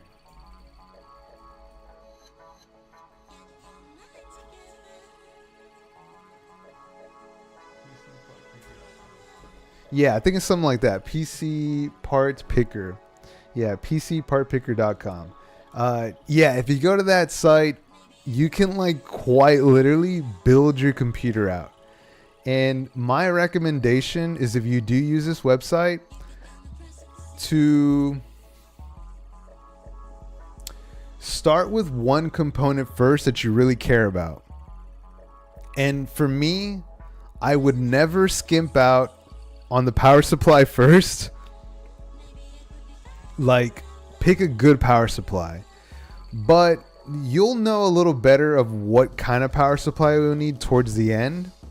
But what I'm trying to say is, your power supply and your graphics card are probably the 2 things that I would not skimp out on, and should be the 2 main things that you pay the most attention to. Like, and probably the most important here is your graphics card. Yeah, so 1300 watts, that's fine, right? Because these newer graphics cards they got more power to them. They're gonna draw more. But at the same time, every component you add to your computer is more wattage, right? So like, I want a 2 terabyte, NVMe drive, storage drive, and I also want like a 4 terabyte hard drive. Well, all those drives, all those storage, units are also consuming power and wattage. So what's really cool about PC Part Picker, that website, is that as you're building a PC and you're picking all the parts, it's telling you on the top right, labeling, how much wattage all of these things are using and consuming. So therefore, at the end, when you pick your power supply, you'll see like, oh, okay, I need, I'm generating, I'm pulling 1,000 watts with this computer. So don't get 1,000 watt power supply. If you're pulling 1,000 watts, don't just get 1,000 watt supply. Don't do that. If you're pulling 1,000, go higher. If you can do like Cinema did with the 1,300, go with a bigger one. If you're pulling 900 watts, okay, fine. Maybe get a 1,200 or something. But if you're pulling 900 watts and you get 1,000 watt power supply, that's pretty close, man. And you want some overhead, right? Like you don't want to drain all the power all out of the power supply right away and not have any overhead, because then when your computer is chugging and pushing, right? It's like trying to load Unreal Engine or this game that's super graphic intensive. You're going to lose that overhead. It's going to spike, right? The power usage, it'll spike and you'll hit a peak. And all of a sudden, you can't draw any more energy, and your game will slow down, or your frame rate will stop, or will take a hit, or Unreal Engine will start running slow. All of those things, right? It's like liquid, right? Like I don't know, if you stick your finger or hand or a rock in a glass of water, the water rises, right? So you're adding, it's expanding, it's moving. So you want to think of it in that term. So if you're generating, if you go to PC Part Picker, you pick everything and it's pulling about 800 watts, then go for that 1,000 or 1,200 if you just want to be safe. Of course, the bigger you go, the more expensive it'll be. But that's just some advice. My bad. That was kind of a mouthful. But I hope that was helpful to some degree.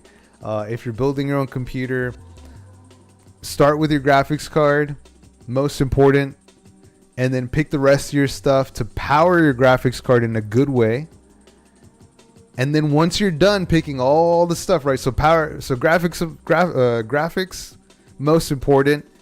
Pick things that complement your graphics well. So like pick a motherboard that goes with it well, and then pick RAM that goes with your motherboard, right? And pick good RAM, right? Do 64 gigs or 128 gigs, whatever you want to do. It's up to you. But do 32 gigs and up for sure, though. If you can do 64, awesome. If you can afford 128, then do it. But, 64 would be pretty great. And then so basically you're picking the best things that go with your graphics card. And then finally at the end, find your power supply, check your wattage, and pick the best power supply with enough wattage for your computer. And so, don't skimp. There's EVGA, Seasonic. I don't know. There's some other brands of power supply. I use EVGA a lot. You don't have to pick them, but that is a good brand. And there's also like gold rated, silver rated, bronze rated. It's confusing. But if you want the best of the best, look for like maybe an EVGA that has a gold rating at 1,300 watts or 1,200 watts, whatever it is you need, and you'll have a very good power supply. If you go with the bronze or silver, that just means it's still going to push 1,200 or 1,300 watts, but it's just not going to be very stable. There's going to be more fluctuation in the like energy wave or whatever. I don't know. I'm not an electrical engineer, but there will be a lot more fluctuation in the output of power. And so it won't be very constant. So you'll get those like hiccups, like, right? So maybe your game might slow down. Maybe Unreal might slow down. A gold rated will keep the energy wave way more stabilized and not spike so much or like drop. And that gold rating means you'll just have a very constant flow of energy. And that's way better for your computer. Cinema says great advice, and he also says, what's your thought on AMD versus Intel? Ooh, that's tough. I'm not well versed in that area, I admit. It used to be that if you wanted to work with software, you would get an Intel. Wait, or how was it? There was one way or the other. One was better for the other. AMD was good for certain things and Intel was better for others. But I don't know that that matters so much anymore. But then again, I'm not well versed on it. I would have to look this up. But I want to say that AMD is starting to get better for software. And I think AMD was used for games quite a bit back in the day. And Intel was like, working with software, stuff like that. But it still worked good for games. It was one way or the other. I'm kind of forgetting now. But I would definitely look it up and consider it. But I would make your decision before you do anything else, whether you're going to go with Intel or AMD. Because the minute you decide AMD or Intel, that changes, right, the chipset, right? So now your CPU is AMD or Intel, so that's different, which means your motherboard now changes. So now your motherboard needs to accept AMD chips, right? So you got to think about that. So you got to be careful. You can't just change one for the other. If you change out, also check your CPU, right? The chip you get. If it's an older model, you're going to have to get a motherboard that fits it. The slot has to match. So you got to make sure all that matches. But if you use PC Part Picker, if you choose a motherboard or a chip, a CPU, and you're choosing a motherboard for the chip, or you're choosing a chip for your motherboard, it'll tell you, hey, this is the type of chip you have. This is the type of motherboard you need, and vice versa. So he says, Cinema says, my other Unreal homie swears by AMD, but always curious to hear multiple voices. Yeah, no, man. I mean, I really do think AMD has come a long way for its opposing view or angle like that people had. Like people said, oh no, you use AMD for games, not software, yada yada. But I really think it's changing, and I don't think it matters all too much. Fine details it does probably. Like if you want the most cutting edge, shit or whatever, then hey, look at Intel, look at AMD for its different strengths. But yes, AMD has been coming around to being used for software. So consider that, and think about it. But I personally use Intel because I know it works with everything. It's more popular. It works with video games really well. It works with software well. It's a good all-around thing. Whereas AMD, it used to be known for like really specific stuff. So that's where that thing is coming from. And now people are using it for like software and thing and really noticing good results. So I wouldn't put it past your friend. He's probably having a good experience with AMD on Unreal. But I haven't used it myself, so I'm not too sure. Dude, Cinema, thanks for the tip, bro. Yeah, I see that 6.9. Got to get a little 69.8 for the culture there. All right, guys. I think we're about 3.5 hours into the stream today. We get a little long, but this is good. I felt like we covered a lot of topics. I think we vibed in a multitude of ways. Hopefully we're getting good advice in PC building. Random. I'm not a computer engineer or anything, but I've built computers, multiples of computers over the years for other people. So I've gone through quite a bit of variations and stuff, but yeah, I haven't built a computer in a while. Obviously my rig is still is a little dated now. But I'll upgrade it in the near future. I think it's almost time. It's almost time. But yeah, man, I'm glad this is good advice to y'all. I hope this has helped. Hope this has been helpful, insightful. Hope the Unreal tutorial was helpful. These blending of materials to kind of break up repeating patterns and create some variation using textures and noise textures. We have the past tutorials that are recorded as well on YouTube, so please look back at those through the YouTube channel. Get a little bit of insight on the past things we've done. Maybe you can blend them here with this. Like I said, next stream, maybe we'll do a casual one just because I don't know. I felt like people were showing up to the Ape Control stream because it was on Ape Control. And, there was a crowd here. They knew what it was. They knew it was from Frosty. So it was a bit of excitement on it. We had the official channels retweeting, like Bored Ape channel, the Other Side channel. All of those guys were retweeting, and I think they were retweeting because it was ape related, right? It was Ape Chain related. So with that in mind, we'll look at OV. I'll look at OV and check it out and see if I can get it situated there.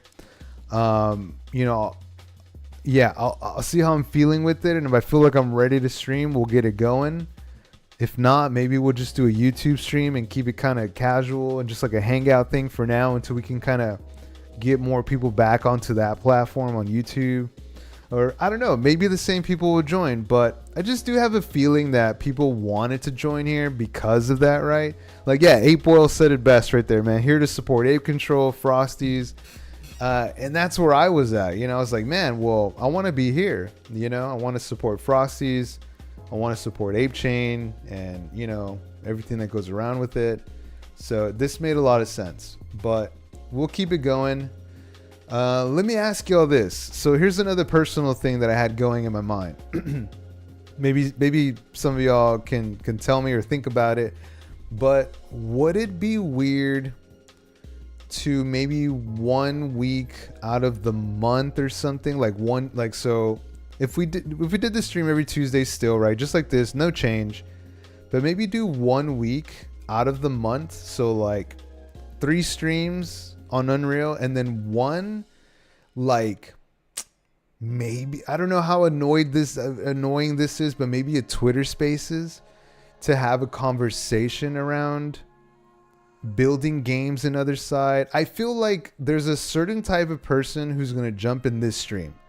If you're a freaking nerd or a masochist, you just like painful, boring shit, like these Unreal streams with nodes and stuff.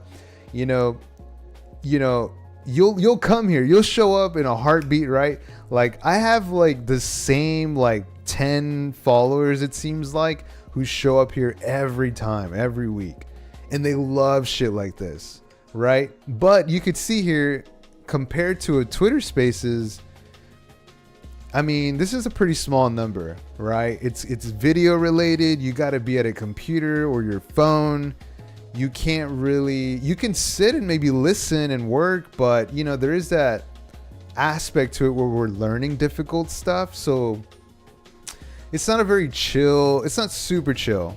It's you could have me in the background for sure, but you might look every now and then to see what the hell it is I'm talking about.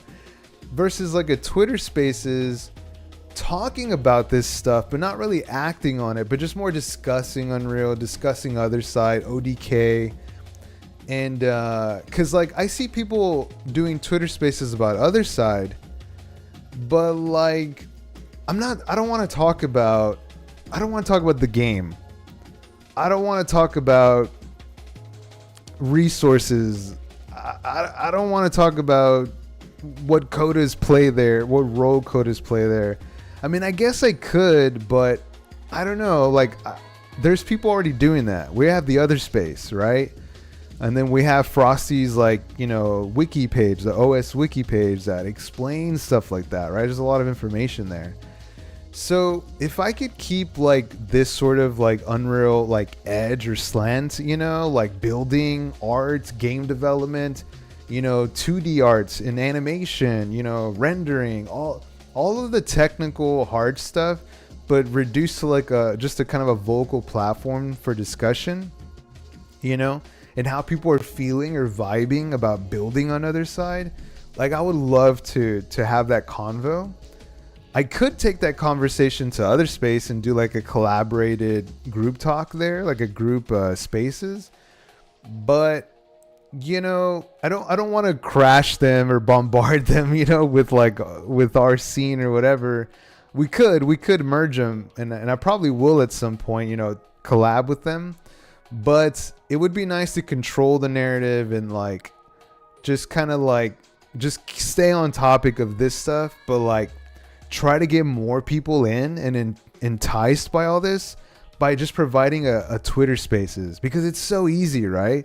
Like, just Twitter Spaces pops up, you get a notification from it. Hey, so and so is speaking in whatever Twitter space. So there's like much more easy discovery for like people to be like, oh, the render pool is going live with something. You know, with the stream here, you have to kind of click the link, leave Twitter, come to Ape Control or whatever, YouTube or whatever. And I mean, I don't want to stop that because I think this is an important aspect of it. But I also am curious about getting more people interested in just discussing or talking about this, right? Get the people who aren't necessarily building into our circle and talk about these things without having to like sit here and listen to a lecture and watching these kind of like complicated, maybe boring Unreal Engine node setups and stuff. Anyways, long rant there, but that's how I'm feeling. That's what I would like to see for the future. I would like to see the render pool kind of branch out a little further and just, you know, try to get more people in and see what we're doing here and just, I don't know, something else to look at on the timeline. I feel like most Twitter spaces are like speculation, meme coin information, all this stuff. And it's a lot of speculative type stuff. So, so we can match their energy, but, you know, keep it on this topic. I personally think it'd be interesting. But I don't know. Let me know if y'all have an opinion on that. If not, you know, we can talk about it later again too. But that's how I'm feeling. So if y'all have any thoughts, please let me know. If y'all would like to see something different, or I don't know. Yeah, if you think it's a good idea or not, I don't know. But yeah, this is where we're at. This is where I'm at in my head. This is kind of how I'm thinking about it. Trying to get more people in our circle and stuff. So, all right, that is my spiel. That is my rant for where to see the render pool go, where to take it. If you haven't claimed your badge yet, please go to the other page, community page, and get yourself that render pool badge number 2. If you haven't got it yet, please let me know. There is a claim code, just a bit higher. I'm pretty sure everybody here has probably got it by now. But I'm going to type it in chat one more time.